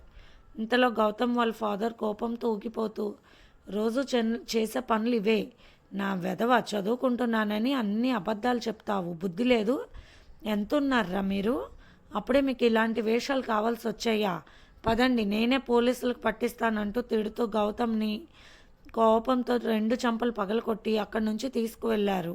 ఒరే అంకుల్, మన డాడీ వాళ్ళకు కూడా చెబుతారు, మనం వెంటనే వెళ్ళిపోదాం ఇక్కడి నుంచి అని తేజ సలహా ఇవ్వడంతో ఇద్దరూ లేచి బైక్ స్టార్ట్ చేస్తూ హడావుడిలో తూలి పడిపోయాడు తేజ. అక్కడే ఉన్న పదునైన రాయి తేజ మోకాల్లో గుచ్చుకుంది. అబ్బా అంటూ పైకి లేవలేకపోతున్న తేజను పైకి లేపాడు విక్రమ్. భలే నొప్పిగా ఉందిరా అంటున్న తేజ దగ్గర కింద మట్టిలో విక్రమ్ కూడా కూర్చున్నాడు. వీడియో తీస్తూ ఉన్నారు శ్రీధర్. తర్వాత ఇద్దరూ లేచి సర్దుకుని బట్టలు దులుపుకుని బైక్ మీద బయలుదేరారు. దూరంగా వేరే ట్యాక్సీ రెంట్ తీసుకుని ఉండడంతో వాళ్ళని ఫాలో అవ్వమని లోపల కూర్చున్నారు శ్రీధర్. విక్రమ్ను ఇంటి దగ్గర దింపి అక్కడ ఇద్దరు ఏదో నోట్లో వేసుకుని నమిలారు. వాసన రాకుండా కాబోలు. బాయరా జాగ్రత్త అంటూ చెప్పి లోపలికి వెళ్ళాడు విక్రమ్. తేజ మోకాల దగ్గర రాయి గుచ్చుకోవడంతో బాధపడుతూ అబ్బా అనుకుంటూ బైక్ స్టార్ట్ చేశాడు. కారులో నుండి చూస్తున్న శ్రీధర్ గారు అన్నీ గమనిస్తూనే ఉన్నారు. ఆ తర్వాత అక్కడ ఒక కొత్త సిమ్ తీసుకున్నారు శ్రీధర్. అది తన ఫోన్లో వేసుకుని డాబా దగ్గర తేజ కుర్చీ ఎక్కి డాన్సులు వేయడం, తీసుకో కోకో కోలా అంటూ వెర్రి డాన్స్ వేసిన వీడియోని విక్రమ్ తేజ మట్టిలో పిచ్చినాల్లాగా కూర్చున్న వీడియోని షేర్ చేశాడు తేజ ఫోన్కి. అప్పటికి ఇంటికి వెళ్ళి కామ్గా స్నానం చేసి బట్టలు మార్చుకుని కూర్చున్నాడు తేజ. ఏదో మెసేజ్ వచ్చింది. గౌతమ్ వాళ్ళ నాన్నగారు ఫోన్ చేశారేమో డాడీ వాళ్ళకి అనుకున్నాడు భయంగా తేజ. అయినా నాన్నగారు టైం ప్రకారం ఇంటికి వచ్చి పడుకుని ఉంటారు అనుకుని మెసేజ్ ఓపెన్ చేశాడు తేజ. అమ్మో, ఎవరు మా విషయాలు వీడియో తీశారు, అసలు ఇది ఎవరి నెంబర్ అనుకునేలోపు మళ్ళీ మెసేజ్ వచ్చింది. మీ యువతరం ఇలా చెడిపోవడానికి కారణం మీ తల్లిదండ్రులు, ముందు వాళ్ళని అరెస్ట్ చేయాలని ఘాటుగా తిట్లు పెట్టి మెసేజ్ పెట్టాడు శ్రీధర్. ఎవరు నువ్వు, నీకేం పని అంటూ మెసేజ్ పెట్టాడు తేజ. ధైర్యం బాగానే ఉంది వెధవకి అనుకున్నాడు శ్రీధర్. యువతరం మీద ఆర్టికల్ రాయాలి, ఇలా మీలాంటి వాళ్ళని కొందరిని ఫోటోలు తీసి వీడియోలు తీసి వారికి షేర్ చేస్తే పోలీసులు ఆ విషయాన్ని తీసుకుని నాకు ఉద్యోగం కన్ఫర్మ్ చేస్తామన్నారు, అందుకే ఇలా చేశానంటూ మెసేజ్ పెట్టాడు. అంటే ఈ విషయం పోలీసులకు వెళ్ళాల్సిందే అని మెసేజ్ వచ్చింది మళ్ళీ. ఇంకెప్పుడు ఇలా చెయ్యను, సారీ, ఎవరికి తెలియకుండా చెయ్యాలనుకుంటాము, కానీ తల్లిదండ్రులకు తెలిస్తే ఎంత బాధపడతారో నాకు తెలుసు. అందులో మా నాన్నగారు చాలా సెన్సిటివ్, అలాంటి విషయాలు పెడితే ఆయన భరించలేరు అని పెట్టాడు తేజ.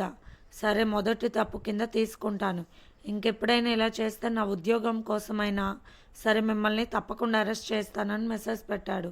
శ్రీధర్ ఆ సిమ్ తీసి దాసేశారు. ఇంతలో డోర్ కొట్టినట్టు వినిపించింది. ఈ సమయంలో ఎవరనుకుని, అమ్మా నేను కాదు, నాకు ఆకలి వేయడం లేదు అని చెప్పాడు.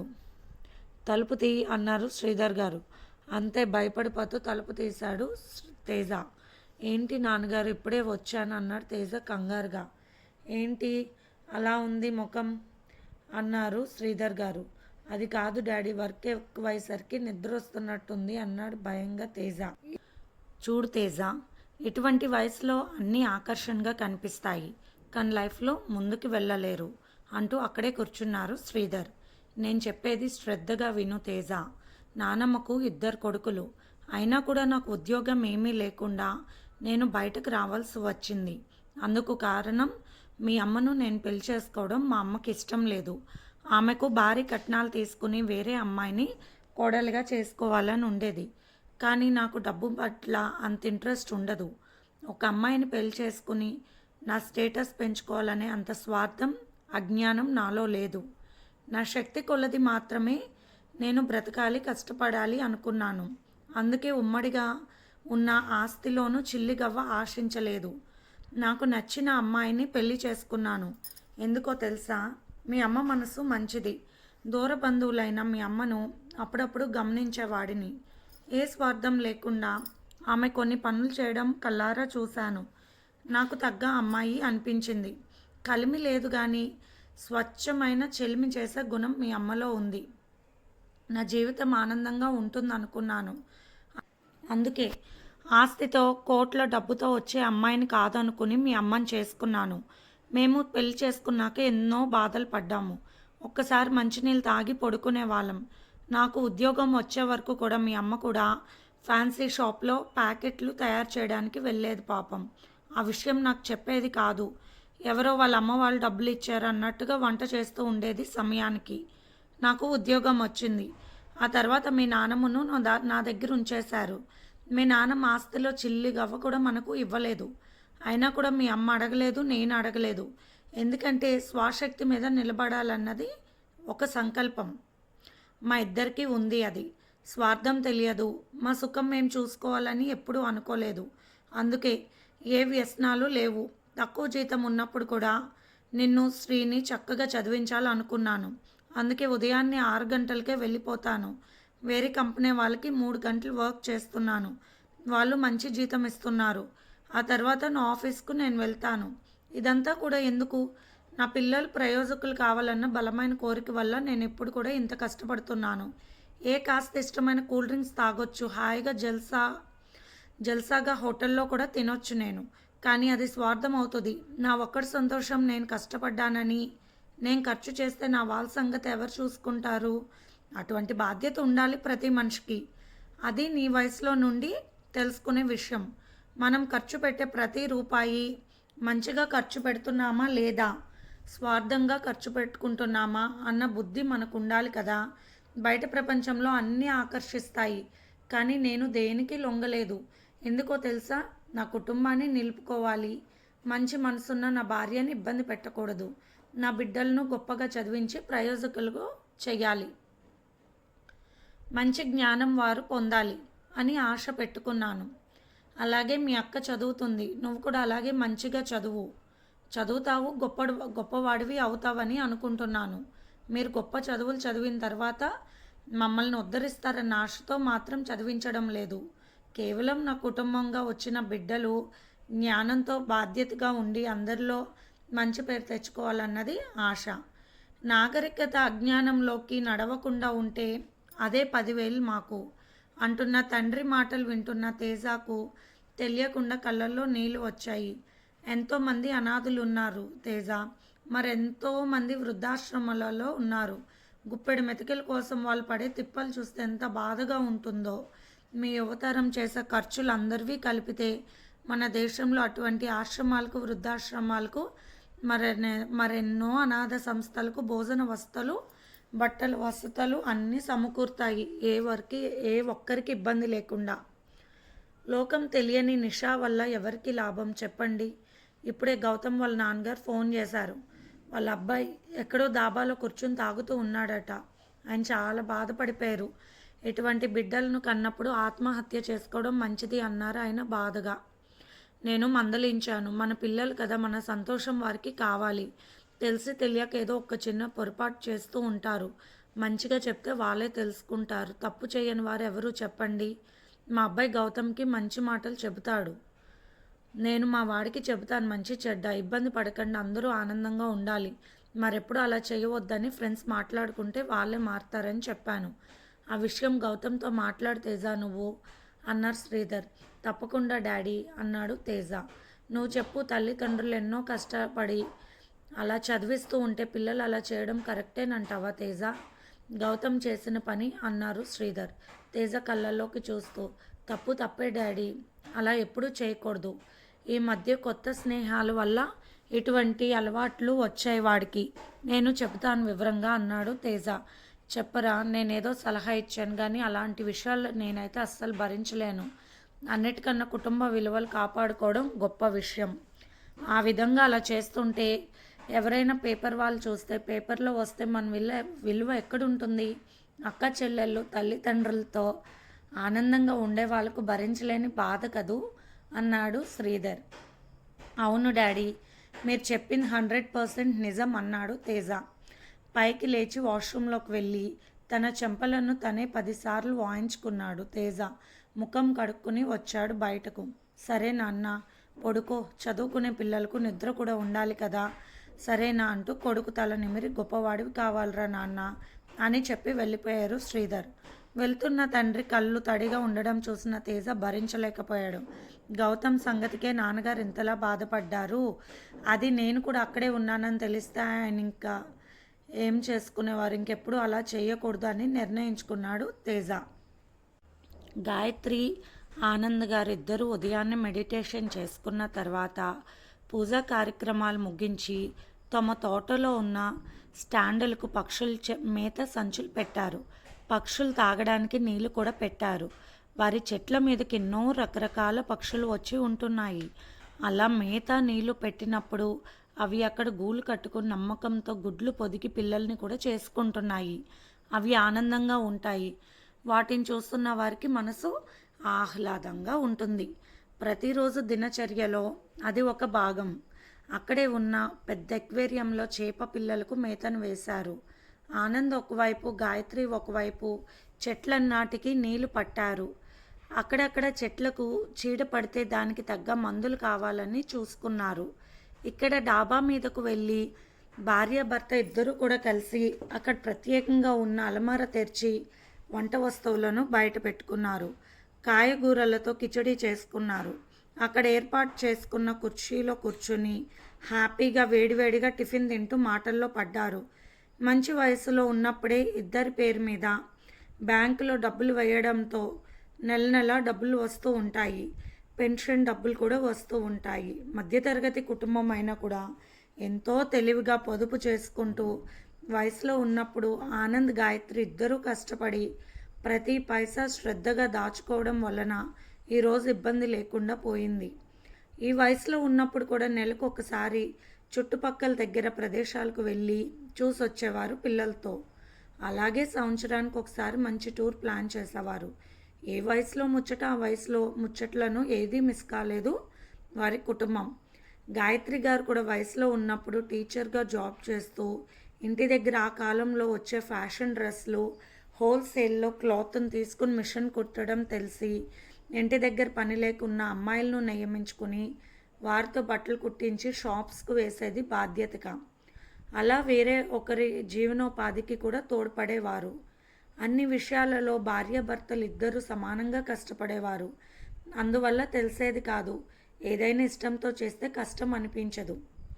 అలా పిల్లలను కూడా జాగ్రత్తగా పెంచుకుని చదివించుకుని వారికి ఉద్యోగాలు రాగానే వారి బాధ్యతలు వారికి అప్పగించేశారు. పిల్లలు తమ కోసం డబ్బులు పంపాలి అని ఆశపడే అవకాశం లేదు. అలాగే తల్లిదండ్రుల దగ్గర డబ్బులు తీసుకోవాలన్న అలవాటు పిల్లలకు లేదు. అసలు అలాంటి అలవాట్లు చేయలేదు ఆనంద్ గారు. ఎవరి సంపాదనతో వారు జాగ్రత్తగా బ్రతుకుతున్నారు. అప్పుడే బాధ్యతగా బతకగలరు.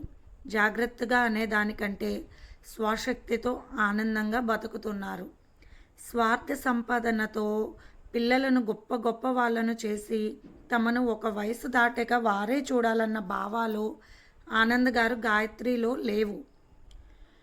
పిల్లలను పెంచడం బాధ్యత, వారి బాధ్యతలు వారికి తెలిసొచ్చేలా పెంచడమే తమ కర్తవ్యం, అదే అనుకున్నారు ఆనంద్ గారు. స్వార్థంతో మితిమించిన సంపాదనను సంపాదించి అవి ఎలా ఖర్చు పెట్టాలో తెలియక పిల్లలను సోమరిపోతులుగా తయారు చేయడం అనేది అస్సలు ఇష్టం ఉండదు ఆనంద్ గారికి. అవసరమైన సంపాదన, రేపటి రోజుకు ఇబ్బంది లేని సంపాదన చాలు అంటారు ఆనంద్. ఆయనకు అన్ని విధాల తగిన భార్యగా మసులుకుంటుంది గాయత్రి. అత్యాశతో మించిన సంపాదన వల్ల అన్ని రకాల మానసిక ఇబ్బందులే కానీ సుఖం మాత్రం ఉండదు అన్నది భార్యాభర్తలు ఇద్దరూ నేర్చుకున్న జీవిత పాఠం, చెప్పే అక్షర సత్యం. వేడివేడి కాఫీ తాగుతూ డాబా మీద నుండి అన్నీ గమనిస్తూ తమ చెట్లపై నుండి ఎగురుతున్న పక్షులను చూసి ఆనందంగా నవ్వుతూ వారు ఆ రోజు చేసుకున్న టిఫిన్ తింటున్నప్పుడు చక్కగా వీడియో తీసుకుని దాన్ని చూసుకుని నవ్వుకుంటూ ప్రతిరోజు ఒక అందమైన జ్ఞాపకం అని ఆ రోజు జరిగిన చక్కటి కార్యక్రమాలను డైరీలో రాస్తూ ఉండేవారు ఆనంద్. ఇంటి శుభ్రత విషయంలో ప్రతి విషయంలోనూ భార్యాభర్తలు ఇద్దరూ కూడా ఒకరికొకరు తోడుగా ఇది నువ్వే చేయాలి, కాదు ఇది నువ్వే చేయాలన్న భావాలు లేకుండా తోడుగా ఆనందంగా ఇంచుమించు తమ 30 ఏళ్ళ కాపురంలో ఆనాడు బాధ్యతలలో అలాగే ఉన్నారు, ఈనాడు ఇష్టంగా ఏర్పరచుకున్న కుటీరంలో ఆనందంలో అలాగే ఉన్నారు. వారు టిఫిన్ చేస్తున్నంతసేపు భగవద్గీత సారాన్ని ఆనందంగా వింటుంటారు. మైమర్చిపోతూ భక్తిభావంతో ఆ మాటల్లో లీనమై మానసిక ఆనందాన్ని పొందుతూ రుచికరమైన టిఫిన్ కార్యక్రమాలు పూర్తి చేస్తారు. వారు ఆ కాలనీకి వచ్చి సంవత్సరం కాలం దాటేసరికి ఎంతోమందికి మంచి మంచి సలహాలు ఇస్తూ ఆ కాలనీలోనే వారు ఆది దంపతులు. ఏదైనా సమస్య ఉంటే వారి దగ్గర పరిష్కారం ఉంటుందని ఒకరికొకరు చెప్పుకునే స్థాయికి వారు ఆ కాలనీ జనాలతో అనుబంధం పెంచుకున్నారు. స్వార్థంతో నాకు తెలిసిన విషయాన్ని మరొకరికి చెబితే వారు ఆనందపడతారేమో అన్న దిక్కుమాలిన స్వార్థం ఉన్న ఈ సమాజంలో అటువంటి ఆది దంపతులు వాడకట్టుకు ఒక జంట ఉండడం అందరికీ అదృష్టమేమో అనిపిస్తుంది అని అందరూ అనుకుంటున్నారు కాలనీ వాళ్ళు. నిజమే, అనుభవం ఉన్న వాళ్ళు చక్కటి జీవిత సత్యాలను చెప్పి తీరాలి. వారు మంచి బాటలో నడుస్తూ తద్వారా వారు పేరు పొందిన మానసిక ఆనందాన్ని అందరికీ చెబుతూ ఉండాలి. మానసిక శాంతిని, ఆనందాన్ని మించిన ఆస్తి లేదు అన్న విషయాన్ని ఈరోజు ఆనంద్, గాయత్రి అందరికీ చెబుతూ ఉంటారు. వేడి వేడి కాఫీ తాగుతున్నప్పుడు వయసులో ఉన్న ఒక జంట వచ్చారు. అంకుల్, ఆంటీ నమస్తే అండి అని చెప్పారు. కూర్చోండి అన్నారు ఆనంద్, గాయత్రి. మాకు చాలా సమస్యగా ఉన్నది. పిల్లలిద్దరూ మా మాట వినడం లేదు. వారెంత చెప్పినా కొట్టినా కూడా మాటలు వినడం లేదు. చాలా ఇబ్బందిగా ఉంది అంటూ బాధపడ్డారు. అబ్బాయికి 8వ సంవత్సరం, అమ్మాయికి 6వ సంవత్సరం అని చెప్తున్నా వారి వైపు చూసే విషయం అర్థమయ్యింది.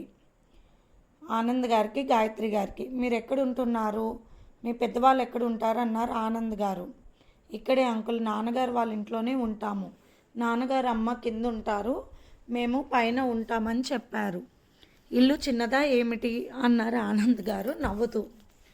ఏమిటి అన్నట్టు చూశారు ఆ దంపతులు.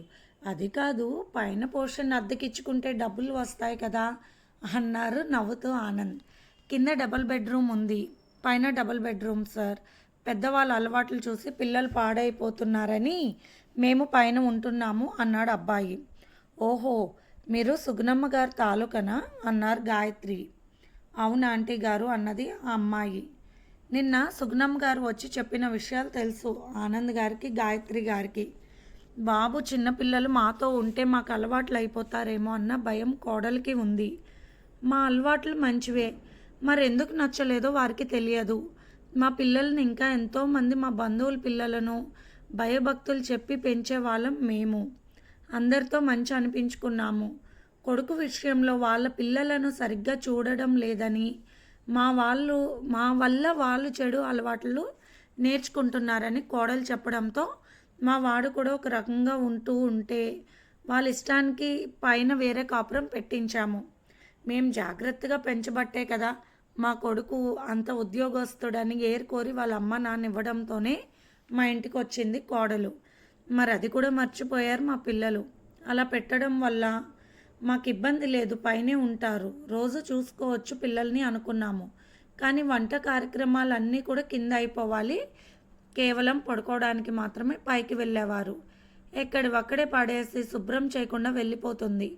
ఎప్పటికప్పుడు నేను సర్దుకుంటూ అన్నీ కడిగేసుకుని ఇల్లు శుభ్రం చేసుకుని జాగ్రత్తగా పెట్టుకుంటాను.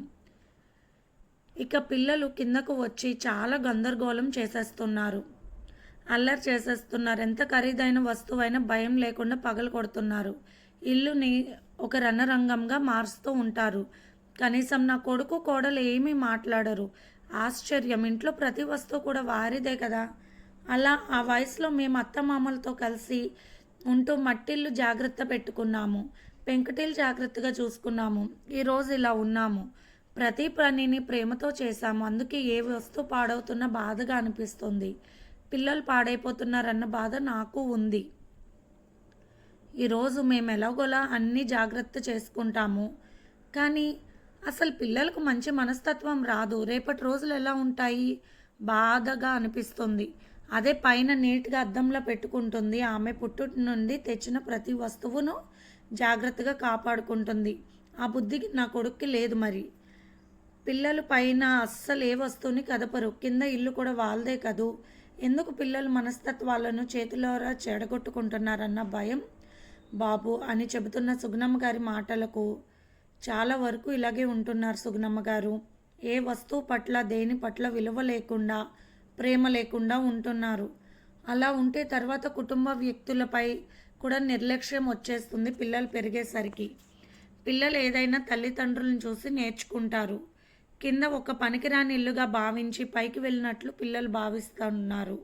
అలాగే తన తల్లి ఎక్కడొక్కడే వదిలేసి వెళ్ళిపోవడం పిల్లలు గమనిస్తున్నారు. ఎంత అల్లరి చేసినా కూడా అమ్మ వాళ్ళు భయం పెట్టకపోవడంతో వారు ఆనందంగా కిందకు వచ్చినప్పుడు అలా చేస్తున్నారు. పిల్లలకి ఏమి తెలుసు అన్నారు గాయత్రి గారు. పిల్లలు ఇలా చేస్తున్నారని చెప్తే పిల్లలు కిందకి రావడం లేదు కూడా ఇష్టం లేదా మీకు అంటూ మనసు బాధపడే మాటలు చిన్నగా మాట్లాడుతూ ఉంటారు. మేమంటే ఇష్టం లేక మీరు పైకి వెళ్ళారా అని మేము మాట వరుసకు కూడా అనలేదు. మా ఇంట్లో పెద్ద గొడవలు ఏమీ ఉండవు, ఎందుకంటే నేను మా వారు మౌనంగా భరిస్తున్నాం కాబట్టి. ఇవి చెప్పడానికి చిన్న సమస్యలు కావచ్చు, కానీ క్రమశిక్షణ విషయంలో పిల్లలు ఎవరైనా వస్తువులైనా నాశనం చేయవచ్చా? మన వరకే మనం జాగ్రత్తగా ఉండాలి అన్న స్వార్థం నేర్చుకుంటే రేపు నా కొడుకు కోడలు పరిస్థితి ఏంటి, వాళ్ళ బిడ్డలతో వారు ఎన్ని బాధలు పడతారని కూడా బాధగా ఉంటుంది అంటున్న సుగుణమ్మ గారి విజ్ఞాతకు నమస్కరించకుండా ఉండలేకపోయారు గాయత్రి, ఆనంద్.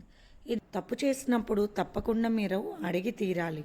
మౌనంగా ఉండడం వల్ల వారు మరికొన్ని నేర్చుకుంటారు. అందుకే ఈరోజు ఈ పరిస్థితి వచ్చింది.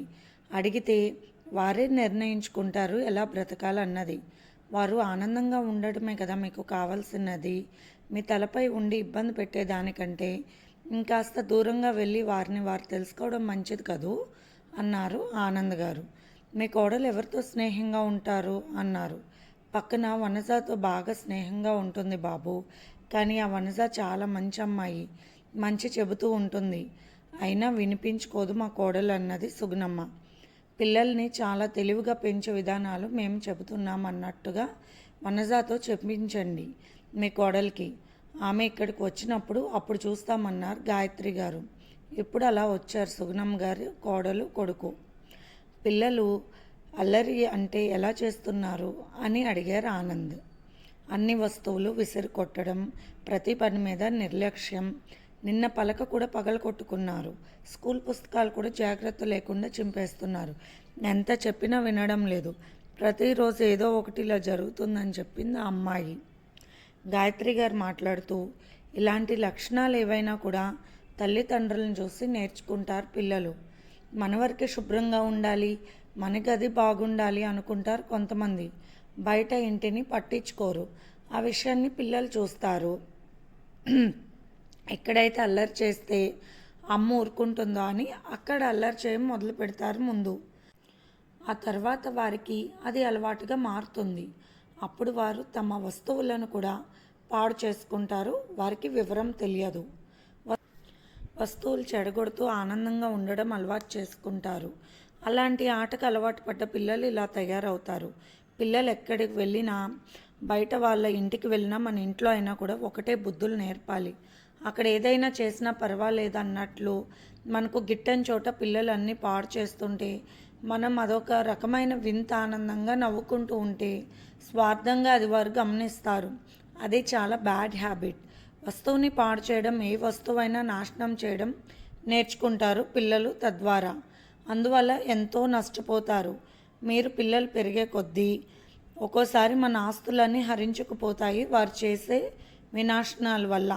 పెరిగిన తర్వాత ఎంత భయంకరంగా ఉన్నారేమిటి అన్న ప్రశ్నకు వాళ్ళు చిన్నప్పుడు ఎలా పెరిగారన్న దానిపై ఆధారపడి ఉంటుంది చాలా వరకు జవాబు.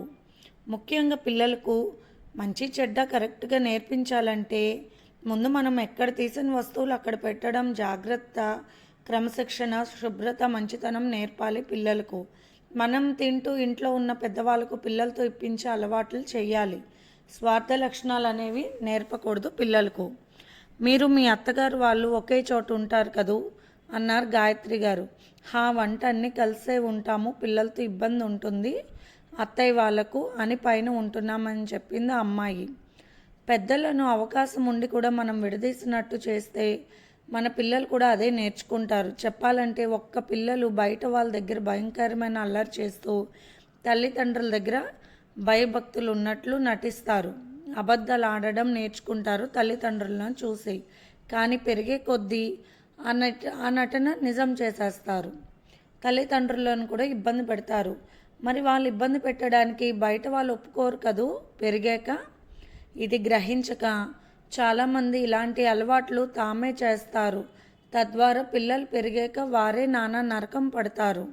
ఇది ముఖ్యంగా గ్రహించుకొని పిల్లలను జాగ్రత్తగా పెంచుకోవాలి తల్లిదండ్రులు. పెద్దలను గౌరవించడం నేర్పించాలి. ప్రతి వస్తువును జాగ్రత్తగా చూసుకునేలాగా పెంచాలి. వారికి వివరం తెలిసే కొద్దీ పెద్దలకు పిల్లలతోనే అన్నీ పెట్టిస్తూ ఉండాలి. మనం కూడా మన పెద్దలను గౌరవిస్తూ వాళ్ళ మనసులు సంతోషపెడుతూ ఉండాలి. ఆ మంచి అలవాట్లు పిల్లలు నేర్చుకోవడానికి అది ఒక అవకాశం. క్రమశిక్షణ అనే అలవాటు వల్ల చదువు, సంస్కారం, మంచి బుద్ధులు ఏర్పడతాయి. అందువల్ల ప్రతి పనిలోనూ క్రమశిక్షణ, భయభక్తులు ఉండడం చాలా అవసరం. మన పిల్లలను మనమే చేతులారా చెడగొట్టుకోకూడదు. ఏదైనా ఇబ్బంది ఉంటే విడిగా ఉండాలి తప్ప ఏ ఇబ్బందులు లేకుండా అందరూ కలిసిమెలిసి మంచి మనసుతో బాగున్నప్పుడు కలిసి ఉంటేనే పిల్లలు అన్నీ తెలుసుకుంటూ పెరుగుతారు. ఈ జనరేషన్లో ఇలా ఉంటారు, ఆ జనరేషన్లో అలా ఉంటారు అన్న అవగాహన పిల్లలకు చిన్నప్పటి నుంచే వచ్చి వారిని మనం పెంచే విధానాన్ని బట్టి మనల్ని కూడా వాళ్ళు రేపు అలాగే చూసుకుంటారు. అంటే ముఖ్యంగా తల్లిదండ్రులలో మంచి మార్పు రావాలి. అప్పుడే పిల్లల్లో మంచి మార్పు వస్తుంది. మనం కనిపించిన పిల్లలు సమాజానికి ఉపయోగపడకపోయినా పర్వాలేదు, కానీ సమాజానికి ప్రశ్నగా మారేలా పెంచుకోకూడదని చెప్పిన గాయత్రి గారి మాటలకు సిగ్గుతో తల వంచుకుంది ఆ అమ్మాయి. గాయత్రి గారు చెప్పిన ప్రతి పనిని కూడా నేను అలాగే నిర్లక్ష్యంగా చేస్తాను అనుకుంది ఆ అమ్మాయి. ఆనంద్ గారు మాట్లాడుతూ, వయసు పెరుగుతున్న కొద్దీ శక్తి తగ్గిపోతుంది. ఆ విషయాలు చూస్తూ ఉంటే వయసులో ఉన్న వారికి ఎగతాళిగా ఉంటుంది. ఆ ఎగతాళి పిల్లలు కూడా నేర్చుకుంటారు. వారు మన వయసును చూసి వెళ్ళారు అంతదాకా, మనం కూడా వారి వయసులోకి వెళ్తామన్న సంగతి మర్చిపోకూడదు. నిజమైన ప్రేమతో జాగ్రత్తగా చూసుకోవాలి పెద్దలను. వారిచ్చే అనంతమైన ప్రేమ శక్తితో మీరు జీవితాన్ని ఆనందంగా జీవించగలుగుతారు. నిజమైన ప్రేమ మీ బిడ్డలకు నేర్పించండి. కోరి నాటకాల జీవితంతో ముందు జీవితాన్ని నాశనం చేసుకోకూడదు. స్వార్థంతో పిల్లలను ఏ మంచి చెడ్డ తెలియకుండా అతి ప్రేమగా పెంచితే రేపు వాళ్ళు మరింత టెక్నాలజీ స్వార్థంతో మనల్ని ఇబ్బంది పెడతారన్న విషయాన్ని ప్రతి ఒక్కరూ గ్రహించి తీరాలి. ఇదే మాకు తెలిసిన మంత్రం. అందుకే ఇప్పుడు ఆనందంగా ఉండగలుగుతున్నాము. మేము నడిచిన బాట నలుగురికి చెప్పగలుగుతున్నాము అని చెప్పి వచ్చిన ఆ జంటకు తోటలో కాసిన పళ్ళు పూలు ఇచ్చి పంపించారు ఆనంద్ దంపతులు. ఆనంద్, గాయత్రి గారు కూర్చుని మాట్లాడుకుంటున్నారు. ఆ ప్రాంతంలో ఉన్న శివాలయం పాతపడినట్టుగా అయ్యింది. ఎప్పుడో కార్తీక మాసం విశిష్ట దినాల్లో తప్పితే గుడి విషయాన్ని ఎవరూ సరిగ్గా పట్టించుకోవడం లేదు అని ఆ గుడికి వెళ్ళినప్పుడు పంతులు గారు బాధపడ్డ విషయాన్ని చర్చించుకుంటున్నారు. గుడి ధర్మకర్త వారసులు పట్టించుకోవడం లేదు. వాళ్ళ నాన్నగారు ఉన్నప్పుడు ఎంతో బాగా జరిగేవి నిత్యం పూజలు. తనకు కూడా కష్టమైపోతుంది సంసారాన్ని ఈదలేక అంటూ బాధపడ్డారు పంతులు గారు. ఆ శివాలయం ఎంతో పురాతనమైనది. చాలా అద్భుతమైన శిల్పకళ నైపుణ్యంతో కట్టించిన గుడి. అలా వెలవెల్లబోతూ ఉంటే చూడలేకపోయారు ఆనంద్ దంపతులు. కాలనీలో అందరూ కూర్చుని ఒకసారి మాట్లాడుకుందామని నిర్ణయించుకున్నారు. ఆ రోజు సాయంత్రం ఆనంద్ గారి ఇంటి దగ్గర అందరూ పెద్దలు వచ్చారు. చాలా వరకు మొత్తానికి అందరూ సమావేశం అయ్యారు. ఆనంద్ గారు మాట్లాడుతూ, మన కాలనీ వాసులకు బాధ్యత లేదు, అందుకే చెత్తను ఎక్కడంటే అక్కడ వేస్తున్నారు. చెత్త తీసుకెళ్లే వాహనాలు ఇటువైపు రావడం లేదు. మనమంతా పూనుకుని ఆ చెత్తనంతా కాల్చేసి నీట్గా చేసుకుని గవర్నమెంట్ వాళ్ళు పెట్టిన చెత్త కుండీలోనే వేద్దాం. అప్పుడు పంచాయతీ ఆఫీస్కి వెళ్ళి మాట్లాడి వద్దాం. తప్పకుండా వస్తారు మన వైపు కూడా. అలా అశుభ్రంగా ఉంటే మనకు రోగాలు వస్తాయని చెప్పారు ఆనంద్ గారు. ఆ విషయాన్ని అందరూ ఒప్పుకున్నారు. నిజానికి ఆనంద్ దంపతులు ఎంతో పరిశుభ్రంగా ఉంచుకుంటూ చెత్త కుండీలోనే వేస్తారు. కానీ ఎవరూ రాకపోవడంతో 2-3 సార్లు తగలు పెట్టేశారు ఆయనే. అందుకే అందరూ కూడా ఒప్పుకున్నారు. మరొక విషయం, వీధి కుళాయిలలో నీళ్లు పోతున్నాయి. తద్వారా వేరే వాళ్ళకు నీళ్ళు లేకుండా అవుతాయి. మనం జాగ్రత్త చేసుకోవాలి, పంపులు మార్చాలి. ప్రతిదీ వాళ్ళే వచ్చి చూసుకుంటారు అనుకోకుండా అందరికీ మంచి జరగాలని మనమంతా డబ్బులు వేసుకుని చేసుకుంటే ఎంతో ఖర్చు కాదు అన్నారు ఆనంద్ గారు. ఆయన చెప్పే ప్రతి విషయం కూడా అందరికీ ఆమోదం అయ్యింది. అవసరమైనవి అవ్వడంతో అందరూ ఒప్పుకున్నారు. శివాలయం గురించి చర్చించారు ఆనంద్ గారు. మనకు అంత దగ్గరగా ఉన్న శివాలయం అలా పాడుపడినట్లు ఉండడం మంచిది కాదు అంటున్న ఆనంద్ గారి మాటలకు అక్కడ కొందరు ధర్మకర్తలు వాళ్ళే కదా ఆ పనులు చూడాల్సింది సార్ అన్నారు. మనం ఎన్నో ఖర్చులు పెడుతూ ఉంటాం ప్రతిరోజు. మంచి విషయాల కోసం ఖర్చు పెడితే తప్పేముంది. ఆ గుడిని పునరుద్ధరించాలి అందరం కలిసికట్టుగా ఉండి. అందరూ కూడా చాలా వరకు ఎంప్లాయీస్ కలిగిన వాళ్ళమే కాబట్టి మనసు పెట్టి అందరం కలిసి ఆ పని చేపడితే గుడి కలకల్లాడుతూ ఉంటుంది. ప్రతిరోజు అందరి పేర్లతో ఉదయాన్నే అష్టోత్తరాలు అలా చేయించుకుందామని నెల నెల పూజారి గారికి డబ్బులు ఇస్తూ ఉంటే ఆయనకి ఇబ్బంది లేకుండా ఉంటుందని చెప్పారు ఆనంద్ గారు. ఆనంద్ గారు చెప్పిన మాటకి అక్కడ ఉన్న ముస్లిం పెద్దాయన, ముందుగా నా వంతు నేను ఇంత ఇస్తాను సార్, నాకు పెన్షన్ డబ్బులు వస్తూ ఉంటాయి. ఈ మధ్య మీరు ఈ కాలనీలోకి చేరిన తర్వాత కొందరి ద్వారా మీ మంచి మాటలు తెలుసుకున్న నా కొడుకు నాకు అన్నం పెడుతున్నాడు, ఇబ్బంది లేదు. ఒకప్పట్లో శివాలయంలో పూజా మంత్రాలు, పాటలు, హంగామా ఉంటే ఆనందంగా ఉంటుంది అని చెప్పారు ఆ పెద్ద మనిషి నవ్వుతూ. అటు ఆయన మసీదుకు వెళ్తారు, ఇటు శివాలయానికి వెళ్తారు. ఆ తర్వాత అందరూ అలాగే చేద్దామని అన్నారు. కులమత భేదాలు లేకుండా మన ప్రాంతంలో ఉన్న గుడి, మసీద్, చర్చి అన్నీ బాగా చేసుకుని అన్ని విధాలుగా పూజలు, అన్ని విధులు కరెక్ట్గా జరిగేలా చేసుకుందామని చెప్పారు ఆనంద్ గారు. ఎందుకంటే ఆయన ఇచ్చే ఫలితం అందరికీ లభిస్తుందన్నారు ఆనంద్ దంపతులు. ముందుగా ఆనంద్ గారు పూనుకొని గుడి మొత్తం శుభ్రం చేయించి అక్కడక్కడ పగుళ్ళు అవి ఉంటే బేల్దారి మనుషుల ద్వారా ఆ పనులు అన్నీ చేస్తూ రంగులు వేయించడం ప్రారంభించారు. అందరూ కూడా పంచుకుంటే అది కష్టమైన సంఖ్య కాదు కాబట్టి ప్రతి ఒక్కరూ ముందుకు వచ్చారు. ప్రతిరోజు పూజలు జరగాలని, నిత్యం దేవాలయం కలకలాడుతూ ఉండాలని చెప్పారు ఆనంద్ గారు పంతులు గారికి. ఈ విధంగా మనము మన కాలనీ శుభ్రంగా ఉంచుకోవడం, దేవాలయాలు బాగు చేయించుకోవడం, ఈ విషయాలన్నీ కూడా పిల్లలకు తెలిసేలాగా చేయించాలి, చూపించాలి. అప్పుడే వారు రేపటి తరాలకు మంచి విషయాలకు పంచగలుగుతారు అని చెప్పారు ఆనంద్ గారి దంపతులు. అంతకుముందు ఉన్న ధర్మకర్త గారు చనిపోయాక ఎవరూ పట్టించుకోలేదన్నారు పంతులు గారు. గుడి బాగు చేయడం సంగతులు తెలుసుకున్న ధర్మకర్త గారి అబ్బాయి కోడలు ఒకరోజు ఆనంద్ గారి ఇంటికి కలవడానికి వచ్చారు. ఆ ప్రాంతంలో ఆనంద్ గారి దంపతులు చేరాక అక్కడ విషయాలు ఎంతో బాగున్నాయన్న అందరూ చెప్పుకోవడంతో ధర్మకర్త గారి కుటుంబానికి తెలిసాయి ఆ విషయాలు కూడా. మీరు స్వార్థం లేకుండా ఇలా గుడి బాగుకి తోడ్పడ్డారు, సంతోషమే. కానీ మాకు సంతానమే లేదు. ఇన్ని సంవత్సరాలుగా భగవంతుడిని పూజిస్తూ ఉన్నాము. నాన్నగారు తన వంశం కోసం ఎంతో దిగులు పెట్టుకొని చనిపోయారు అని బాధగా చెప్పారు సత్యం దంపతులు. ఒకప్పుడు మీ కుటుంబం గుడి గురించి ఎంతో గొప్పగా పట్టించుకునే వాళ్ళని చెప్పారు పంతులు గారు అని అన్నారు ఆనంద్ గారు. నిజమే, ప్రతి సంవత్సరం ఎన్నో ఉత్సవాలు కూడా జరిపించే వాళ్ళం. పెళ్ళయి 12 ఏళ్ళు అయ్యింది, మాకు పిల్లలు లేరు. దేని మీద లేదు మాకు ప్రస్తుతానికి ఆ దిగులు వల్ల అంటున్న వారి వైపు చూసి చిత్రంగా మాట్లాడుతున్నారు సత్యం గారు. మీకు పిల్లలు పుట్టలేదని గుడి కార్యక్రమాలని నిలిపివేయడం ఎంతవరకు కరెక్ట్? అది ఈ సృష్టిలో ప్రతి ప్రాణి కూడా ఆ సర్వేశ్వరునికి బిడ్డలే కదా, ఆయన లేని చోట లేదు అన్నారు ఆనంద్ గారు. చెప్పడానికి బాగుంటాయి సార్, కానీ ఆ విషయం భరించే వారికి తెలుస్తుంది బాధ అన్నారు సత్యం. వేరొక బిడ్డలను తీసుకొచ్చి పెంచుకుంటే మీ పిల్లలు కారా అన్నారు ఆనంద్. మా వంశంలో ఉన్న వారి పిల్లలను పెంచుకోవాలనుకున్నాం కానీ కుదరలేదు. వారికి ఒక్కొక్క మగ పిల్లలే ఉన్నారని చెప్పారు సత్యం. ఎంత అమాయకంగా మాట్లాడుతున్నారు. మీ వంశంలో పిల్లలైతే మీ వంశం నిలబడుతుందన్నది మీ బాధ. కాలం మారింది, ఇవన్నీ ఎవరూ పట్టించుకోవడం లేదు. అనాథ పిల్లలు ఎంతోమంది ఉన్నారు. సాధ్యం అనేది విడిచిపెట్టి దత్తత తీసుకుని పెంచుకుంటే తప్పేముంది? మగబిడ్డల వల్ల వంశం నిలబడుతుంది, ఆడబిడ్డల వల్ల ఇరువురి వంశాలు నిలబడతాయి. ఈ వంశాలు, గౌరవాలు, పెద్దరికాలు, ఆస్తులు, హంగామాలు ఇవన్నీ ఏవీ రావు. మనతో బ్రతికినంతకాలం సంతోషంగా ఆనందంగా బ్రతుకుతూ నలుగురికి సంతోషం కలిగించి మనం పోయినా కూడా వారు ఇంకా కొన్నాళ్ళు ఉంటే బాగుండేది అనుకునేలా బతికితే చాలు అన్నారు ఆనంద్ గారు.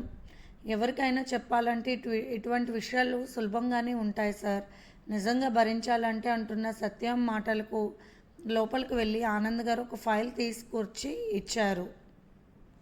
అది చూసిన సత్యం గారు అలాగే ఉండిపోయారు. నిజం, మా ఇద్దరికి పిల్లలు పుట్టే అవకాశం లేదు. అందుకే మేము ఆ విషయం తెలుసుకున్న మరుక్షణం అనాథాశ్రమానికి వెళ్ళి 2 పిల్లలను తెచ్చుకున్నాం. ఒక అబ్బాయి, ఒక అమ్మాయి. వారిద్దరిని మా బిడ్డలుగా పెంచుకున్నాము. ఈరోజు ఎంతో ఆనందంగా ఉన్నాము. ప్రతి విషయంలోనూ మనసులో స్వార్థపూరితమైన ఆలోచనలతో మనిషి అల్లాడిపోతూ ఉంటాడు. నా వంశం అటు 7 తరాలు, ఇటు 7 తరాలని అల్లాడుతూ ఉంటారు. తన కోసమే కాక 7 తరాలు కూర్చుని తిన్న తరగని ఆస్తి కూడబెట్టాలనుకుంటారు స్వార్థపరులు. వారి చేతితో కొందరు పిల్లికి బిచ్చం పెట్టరు.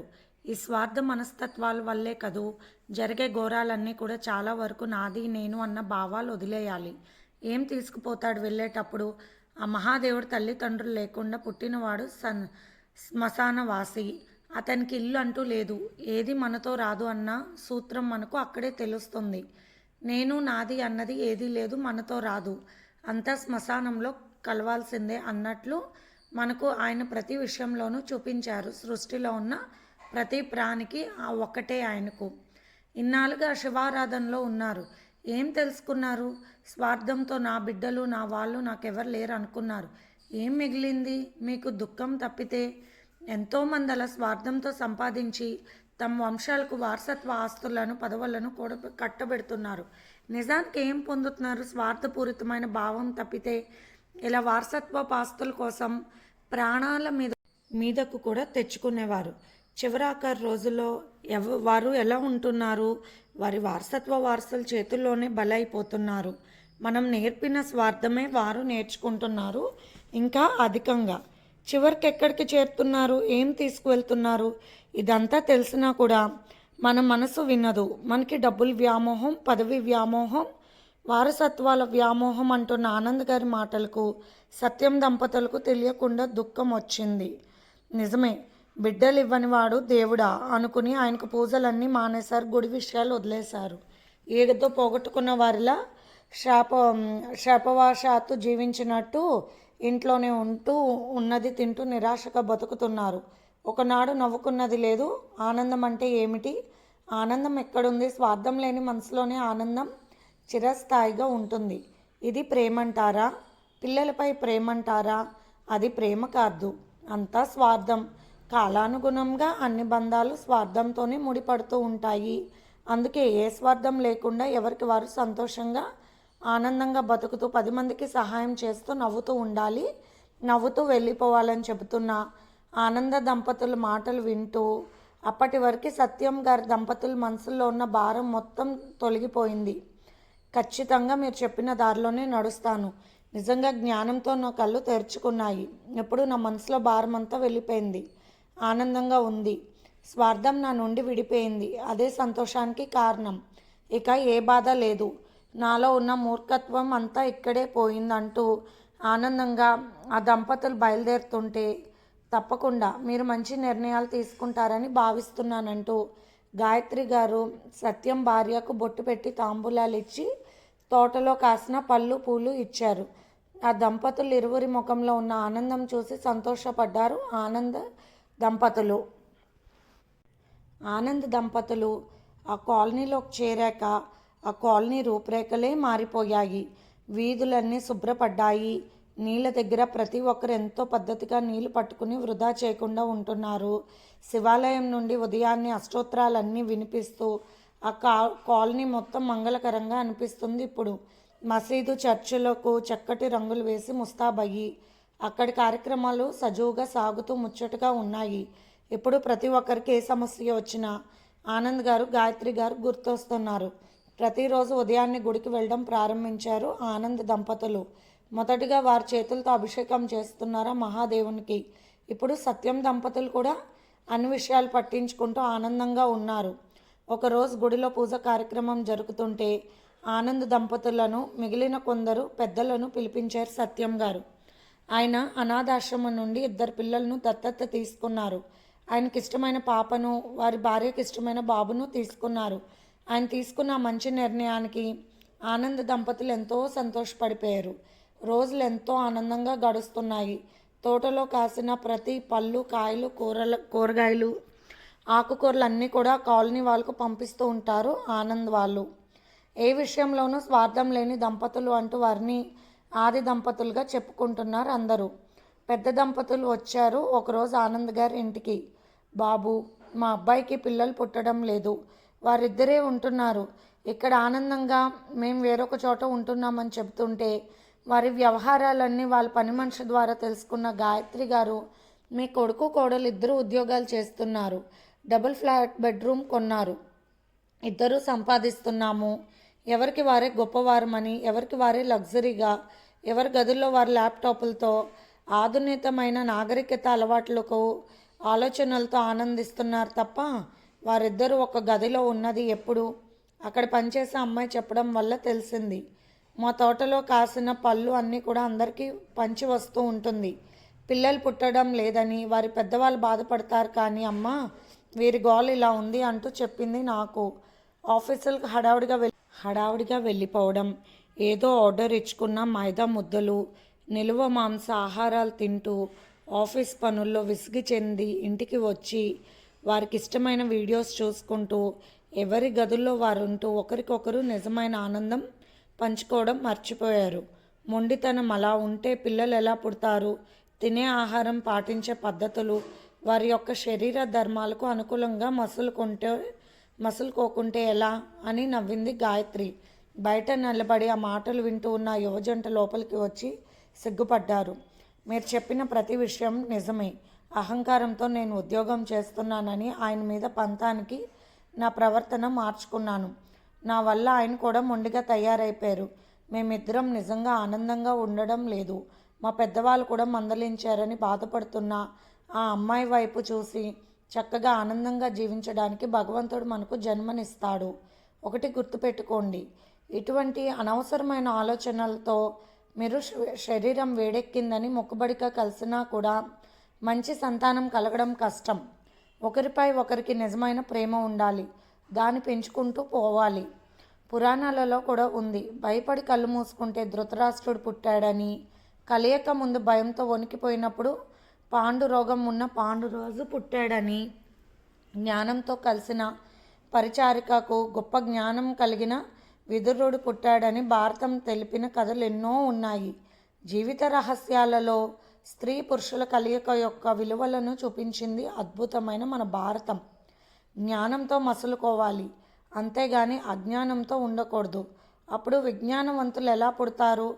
కామభావాలు, మోహభావాలు, స్వభావాలు మూర్తి భావించిన కలయికలు పుట్టే పిల్లలు కూడా అదే విధంగా ఉంటారు అన్నది కృష్ణ పరమాత్ముడు చెప్పిన గీతలోని జీవిత సత్యం అని చెబుతున్నా. ఆనంద్ దంపతుల వైపు చూసి మీరు నిజంగా స్వార్థ చింతన ఏమీ లేకుండా ఇతరుల కోసం ఇలా మంచి చెప్పడం, జ్ఞానాన్ని పంచడం అనేది దైవ లక్షణం అని అందరూ ఆలోచిస్తూ ఆనందపడిపోతూ ఉన్నారు. ఆనంద్ దంపతుల దగ్గరికి ఎవరు వచ్చినా కూడా కొందరు అక్కడికి వచ్చి ఆ విషయాలను వినడం నేర్చుకున్నారు. అందుకే ప్రతి ఒక్కరికి ఆ జ్ఞానం అలవాటు అవుతుంది. మైదా ముద్దలను రకరకాలుగా ఆహారాలుగా తింటూ వెర్రెక్కించే విపరీతమైనవి చూస్తూ వింటూ ఎవరి గదుల్లో వారు పడుకొని అజ్ఞానంగా ఉన్న విషయంలో నిజమైన ఆనందం ఎక్కడుంటుంది అని వివరించి చెప్పిన గాయత్రి గారు, ఆనంద్ గారి మాటలకు పెద్ద దంపతులు వారి కొడుకు కోడలు కూడా ఆనందపడి తప్పు ఒప్పుకొని నిజం తెలుసుకుని వెళ్ళిపోయారు. వచ్చిన ప్రతి ఒక్కరికి పూలు పళ్ళు ఇవ్వడం ఆ దంపతులకు అలవాటు. పిల్లల గురించి మరికొన్ని విషయాలు చెప్పాలంటూ ఆ రోజు సాయంత్రం చిన్నపిల్లల తల్లిదండ్రులు వచ్చి కూర్చున్నారు ఆనంద్ దంపతుల దగ్గర. ఆనంద్, గాయత్రి గారు వారిద్దరూ షెట్లాడి శుభ్రంగా స్నానం చేసి సూప్ తాగి కూర్చుని ఉన్నారు. ఆ సమయానికి చెప్పే ప్రతి విషయం మన మంచికే చెబుతున్నారని, పెద్దల మాట మీ యువతరం వినాలి, ఎంతో జ్ఞానమైన విషయాలు తెలుస్తాయి. స్త్రీ పురుషుల కలయిక కూడా మంచి భావనలతో, ప్రేమతో, భక్తితో చక్కటి సంతతి కలగాలన్న ఆశయంతో కలయిక జరిగితే మంచి పిల్లలు ఉదయించే అవకాశం ఉంటుంది. గర్భంతో ఉన్న సమయంలో కూడా చాలా మంచి మంచి విషయాలను, విజ్ఞానాన్ని, జ్ఞానాన్ని పెంచే కథలు, చిన్న కృష్ణుని లీలలు, భగవద్గీతాసారం ఇవన్నీ కూడా గర్భంతో ఉన్న ఆ తల్లి చదువుతూ ఉంటే ఆ జ్ఞానం శిశువులకు కొంతవరకు పుట్టుకతోనే వస్తుంది. ఇది శాస్త్రాలు చెప్పిన రహస్యం. ఆ తర్వాత పిల్లలు పుట్టిన తర్వాత వారిని జాగ్రత్తగా పెంచుకోవాలి. ఇక్కడ భార్యాభర్తలు ఇద్దరూ మంచి వయసులో ఉండి కొన్ని విషయాల పట్ల లొంగిపోయి పిల్లల పెంపకం పట్ల శ్రద్ధ చేస్తున్నారు. పసిపిల్లలైనా కూడా వారి ముందు భార్యాభర్తలు ఇద్దరూ జాగ్రత్తగా ఉండాలి. చిన్నప్పటి నుండి వారికి మాటలు వచ్చినప్పటి నుండి మంచి మంచి మాటలు నేర్పుతూ, చక్కటి కథలు చెబుతూ, ప్రతి చోటకు తీసుకువెళ్తూ అవగాహన చెబుతూ మంచి మంచి విషయాలను అలవాటు చేయాలి. అంటే పెద్దలను గౌరవించడం, పెద్దవారికి వాళ్ళతో మంచినీళ్ళు ఇప్పించడం, తినేవి ఇప్పించడం, అలా మంచి మంచి పనులు ఎక్కడివి అక్కడే పెట్టించడం శిక్షణగా నేర్పిస్తూ ఉండాలి. చిన్నవాళ్ళు అని 5 ఏళ్ళు వచ్చే వరకు కూడా భుజాల మీద వేసుకుని ప్రేమగా పెంచుతున్నామని, పెంచుకుంటే వారికి ఏం తెలుస్తుంది? మన చరిత్రలో చూసుకుంటే 5 ఏళ్ళ బాలుడు కూడా లోకజ్ఞానాన్ని చెప్పాడు అన్న కథలు ఎన్నో ఉన్నాయి. అటువంటి భారతంలో అంత గొప్ప జీన్స్ ఉన్న మన భారతీయ ప్రజావాహినిలో అద్భుతమైన నిగూఢమైన రహస్యాలు ఎన్నో ఉన్నాయి. మాటలు స్పష్టంగా వచ్చిన దగ్గర నుండి భగవంతుడి ప్రార్థనలు అలవాటు చేయాలి. మంచి చెడ్డ వివరించి చెబుతూ ఉండాలి. వారికి చెప్పాలి అంటే మనం ప్రతి ఒక్కటి కూడా జాగ్రత్తగా ఆచరించి తీరాలి. మంచి విషయాలను, జాలి, దయ, ప్రేమ, ఓర్పు ఇటువంటి గుణాలను ఒక్కొక్కటిగా బిడ్డలకు నేర్చుకుంటూ వెళ్ళాలి. వారిలో ఉన్న మొండితనం, అలగడం, కోపం, ఈ లక్షణాలన్నీ కూడా వారికి మనం అలవాటు చేసినవే, అవి గుర్తుపెట్టుకోవాలి. అందుకే శిశువు పుట్టినప్పటి నుండి మనం జాగ్రత్తగా ఉండాలి. ఏ వయసు పిల్లలకు జాగ్రత్తలు ఎలా ఉండాలో అవన్నీ కూడా నేర్పాలి. ముఖ్యంగా కష్టం సుఖం తెలియజేస్తూ పెంచాలి. గారాబంగా పెంచకూడదు. వారికి ఏమీ తెలియదు. అటువంటి పిల్లలు తొందరగా మోసపోతారు ఇతరుల మోసమైన విషయాలకు. వారికి ఒక వయసు వచ్చినప్పటి నుండి కూడా, అంటే 5 ఏళ్ళ బిడ్డగా ఉన్నప్పుడు కూడా ఎక్కువ తీసిన వస్తువులు ఎక్కడ తీసిన వస్తువులు అక్కడ పెట్టడం, ముఖ్యంగా క్రమశిక్షణ నేర్పించాలి. అందుకు పెద్దలు క్రమశిక్షణగా ఉండాలి. మనం శ్రద్ధతో చెయ్యని పనులు మన పిల్లలు చెయ్యాలనుకుంటే పిల్లలు ఎలా వింటారు?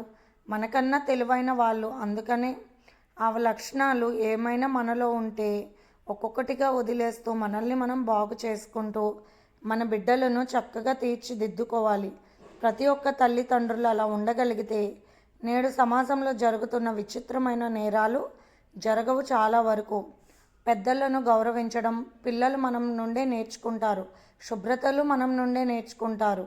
మాట్లాడే విధానం, ఆలోచించే నేర్పు అన్నీ కూడా మన నుండే నేర్చుకుంటారు. ఆ విషయాన్ని మనం గ్రహించుకొని తీరాలి. ముఖ్యంగా మనకు చాలా వరకు మన తప్పు మనం ఒప్పుకునే గుణం ఉండదు. అలా లేకపోవడం వల్ల మన సంస్కారం హీనులుగా తయారవుతూ ఉంటాం రాను రాను. అప్పుడు మనం పెంచే పిల్లలు కూడా అలాగే ఉంటారు.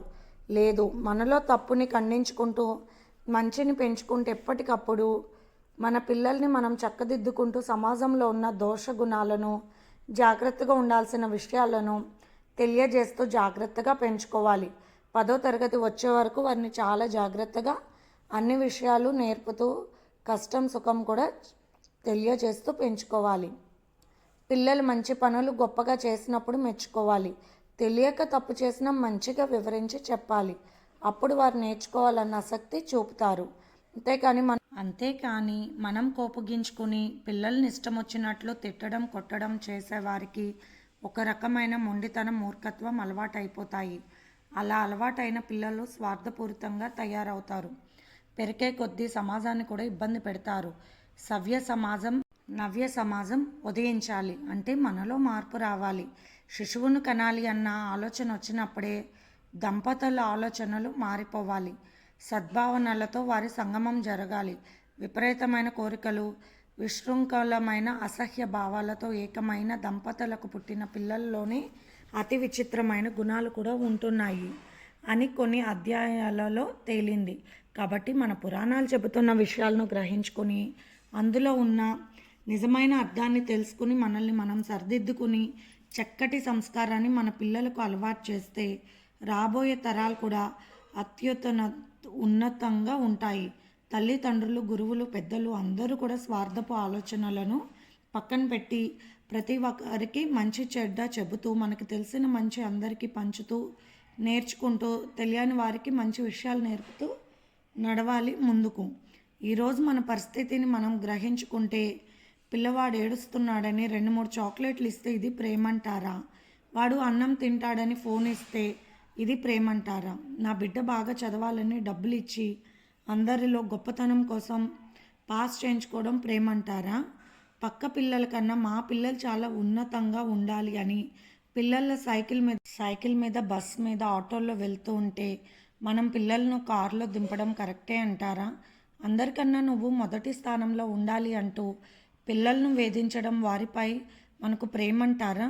పిల్లలు చెడుదారి వైపు వెళ్తున్నారంటే దానిలో కారణం మనం కూడా లేమంటారా? లేదు అనలేము. మన పెద్దలు మనం గౌరవించకుండా వృద్ధాశ్రమాలలో ఉంచి మన పిల్లలకు జ్ఞానం కావాలి, మనల్ని బాగా చూడాలి అనుకోవడం సబాబే అంటారా? చెప్పండి మీరే. గొప్పల కోసం అనవసరమైన పనులు ఎన్నో చేస్తూ అసలైన ప్రేమను కోల్పోతున్నాం అన్న విషయాలు కూడా కాదంటారా? ఏదైనా ఇటువంటి విషయాలకు పేరు ప్రేమ మాత్రం కాదు.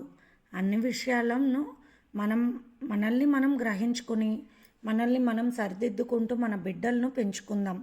ఆనందమైన జీవితాన్ని గడుపుదాం. అత్యాశలు వదిలేద్దాం. స్వార్థ చింతనలను పక్కన పెడదాం. సమాజ శ్రేయస్సు మన అందరి బాధ్యత అని తెలుసుకుందాం ప్రతి ఒక్కరూ. అప్పుడు చైతన్యవంతమైన లోకం ఏర్పడుతుంది. అప్పుడు ఇది ప్రేమంటారా అనే ప్రశ్న ఉండదు. ఎక్కడా అంతా ప్రేమమయంగా కనిపిస్తుంది. పక్కవాడి సుఖాన్ని ఓర్చుకోలేని గుణాన్ని ముందు మనలో నుండి బయటకు పోవాలి. అప్పుడే మన పిల్లలు స్వార్థం లేకుండా తయారవుతారు. మంచిని పెంచుదాం, దానితో చెడుని తరిమి కొడదాం. నేను, నాది, నా వరకే అన్నది స్వార్థం. మనం, మనది, మనందరిది అన్నది సంతోషం. జ్ఞానం అందరికీ సమానం. ఆనంద్ గాయత్రి గారు గుడిలో కూర్చున్నారు. కాసేపు మనసు ప్రశాంతంగా ఉంటుందని ప్రతిరోజు అలా కూర్చుంటారు. సాయంత్రం 6 గంటల సమయం ప్రశాంతమైన వాతావరణంలో భక్తి భావనతో పాటలు పాడుతున్నారు కొందరు శివపార్వతుల ముందు. ఆనంద్ గారు మైక్ తీసుకున్నారు. భగవంతుని ముందు అందరూ కూడా స్వచ్ఛంగా మనసులో ప్రేమతో సమర్పించాలి. మనం చేసిన తప్పులను మనసులో భగవంతునికి చెప్పుకొని ఇకపై ఆ తప్పులు చెయ్యము అని చెప్పుకోవాలి. ప్రతి ఒక్కరూ అది కావాలి ఇది కావాలి అని కోరుతూ కాకుండా జ్ఞానం కావాలని కోరుకోవాలి. మనం జ్ఞానం ఉన్న చోట ఏదీ లేకపోయినా అన్నీ ఉన్నట్లే ఉంటుంది. అదే జ్ఞానంతో వెలిగే సద్భావన. జ్ఞానం లేని చోట అన్నీ ఉన్నా కూడా ఏమీ లేనట్లే ఉంటుంది. అది దుర్భావన. అందుకే మనం జ్ఞానాన్ని కోరితే అన్నీ మన చెంత ఉన్నట్లే. జ్ఞానం ఉన్నప్పుడు ఆనందం ఉంటుంది. ఆనందం ఉన్నప్పుడు ఇక ఏది కావాలని ఉండదు. మనలో ఉన్న వెలుగు, ఎదుటి వ్యక్తిలో ఉన్న వెలుగు కూడా భగవంతుడే అని తెలుస్తుంది అని చాలా మంచి మాటలు చెప్తున్న ఆనంద్ గారి వైపు చూస్తూ అక్కడ కూర్చున్న భక్తులు సంతోషంగా అందరూ వింటున్నారు. ప్రతి సోమవారం కూడా గుడిలో భక్తుల పాటలతో శివనామ స్మరణంతో మారుమోగుతూ ఉంటుంది శివాలయం. సోమవారం ప్రతిరోజు కూడా ఆనంద్ గారు మంచి మంచి మాటలు చెబుతూ ఉంటారు. అలాగే గాయత్రి గారు కూడా చెబుతూ ఉంటారు. ఆ రోజు కూడా చాలా సద్భావన కార్యక్రమం పూర్తయింది. కాంతారావు గారు శాంత దంపతులు కలిసి వచ్చారు దేవాలయానికి. ముచ్చటగా వారిద్దరూ అలా కలిసి ఎక్కడికి వెళ్ళింది లేదు. ఆ దంపతులలో చాలా మార్పులు వచ్చాయి. భార్య మనసు తెలుసుకుని ఆమె మంచి మనసు సంతోషపెడితేనే ఆ ఇల్లు స్వర్గంలా ఉంటుంది అని ఆనంద్ గారు కాంతారావు గారికి చెప్పడంతో ఆయనలో చాలా మార్పు వచ్చింది. పైగా శాంతాలో వచ్చిన మంచి మార్పు ఆయనకు బాగా నచ్చింది. డిగ్రీ 2 సంవత్సరాలు కూడా మొదటి ర్యాంక్లో పాస్ అయింది శాంత. ఇప్పుడు 3వ సంవత్సరంలోకి అడుగుపెట్టింది. రావి చెట్టు, వేప చెట్టు దగ్గర కాసేపు కూర్చుని ఇంటికి వెళ్తూ ఉంటారు ఆనంద్, గాయత్రి. అలా కూర్చుని ఉండగా గుడిలో భజన దగ్గర కాంతారావు గారు కూర్చుంటే శాంత మాత్రం గాయత్రి దగ్గరికి వచ్చింది. ఆమె ముఖం దీనంగా ఉంది. గాయత్రి గారు చూసి, మీరు ఆనందంగానే ఉంటున్నారు కదూ, మళ్ళీ మీ ముఖంలో బాధ ఏమిటి అని అడిగారు. అనితకు 13 ఏళ్ళు కూడా లేవు. దానికి మధ్యన ఉత్తరాలు వస్తున్నాయి, నేను చూశాను. పిల్లల పుస్తకాలు అప్పుడప్పుడు గమనిస్తున్నాను. అలా చూసినప్పుడు తెలిసింది. గాయత్రి గారు, నాకు భయంగా ఉందండి. నేను మందలించి చూశాను, వినడం లేదు అన్నది శాంత బాధగా. వాళ్ళ అమ్మ నాన్నకు తెలియజేస్తే నేను పట్టించుకోవడం లేదని నా పెద్ద కోడలు, చిన్న కొడుకు, చిన్న కోడలు నిందిస్తున్నారు. తను మందలించి ఊరుకున్నారు అంతే అన్నది బాధగా శాంత. ఇంతలో శారద, భాస్కర్ వచ్చారు. వాళ్ళని చూసి శాంత ఒక రకంగా అయిపోయింది. అక్కడ ఎవరూ లేకపోవడంతో శారద మాట్లాడుతూ, ఈ మధ్యన కొత్త కొత్త విషయాలు తెలుస్తున్నాయిలే. ముసలివారైనా మీకు సోకులు ఎక్కువయ్యాయి. చిన్నపిల్లల చదువులు ఒకటి, మళ్ళీ నా కూతుర్ని నమ్మకంగా మీకు అప్పగిస్తే ఈ విధంగా తయారు చేశారంటూ పెద్ద పెద్దగా అరిచింది. భాస్కర్ ఉండి నోర్మయ్ అంటూ భార్యను మందలించాడు. గాయత్రి గారు శారద వైపు అలాగే చూశారు. కూర్చోండి శారద అన్నారు గాయత్రి. మీరు మీ అత్తగారిని తిట్టాల్సిన అవసరం ఏముంది? మీ పుట్టింటి వారు ఇచ్చిన చెరువులను చూసుకోవడం మొదలుపెట్టారు. ఆ తర్వాత మరికొన్ని చెరువులు భర్తతో కొనిపించారు. డబ్బు కోసం అక్కడ ఉంటున్నారు. ఈ రోజుల్లో మారే కాలంలో ముఖ్యంగా ఎవరి పిల్లల్ని వారే పెంచుకోవాలి. మీ వయసులో ఉన్న ఓర్పు వారి వయసుకు ఉండదు. ఇప్పుడు జరుగుతున్న విషయాలు, వివరాలు మీకు తెలిసినంతగా మీ పెద్దవాళ్ళకు తెలియదు. మీరు చెప్పండి భాస్కర్ అన్నారు ఆనంద్. ఏమని చెప్తాను సార్, చెరువులు లీజ్కి ఇచ్చి మన బిడ్డలకు మనం చూసుకుందాము, అమ్మ చూడలేదు, అందరికీ చెయ్యలేదని నేను ఎప్పుడు చెబుతానే ఉంటాను. వినదు శారద. ఎందుకు చూడరు? ఎంతసేపు పెద్దవాళ్ళని ఎలా విసిగించాలి, వేధించాలన్న శాడిజం ఉంటుంది కోడలకు అంటూ కోపంగా చూశాడు భార్య వైపు. మీరంతా ఒకటైపోయి నన్ను ఒంటరిని చేసి మాట్లాడుతున్నారన్నది శారద కోపంగా ఏడుస్తూ. మాట్లాడితే ఇలాగే ఏడుస్తుంది, కానీ అమ్మ ఈ వయసులో ఎలా భరిస్తుందని నేను ఎన్నిసార్లు చెప్పాను, తను వినలేదు. మా పిల్లలను మేము పట్టించుకోకుండా ఇప్పుడు వచ్చి అమ్మ మీద నింద వేస్తే ఎలా ఊరుకుంటాను అన్నాడు భాస్కర్. భాస్కర్ వైపు చూసి, తల్లిని అర్థం చేసుకునే మనసు అందరికీ ఉండాలి అని ఆనందంగా నవ్వారు ఆనంద్.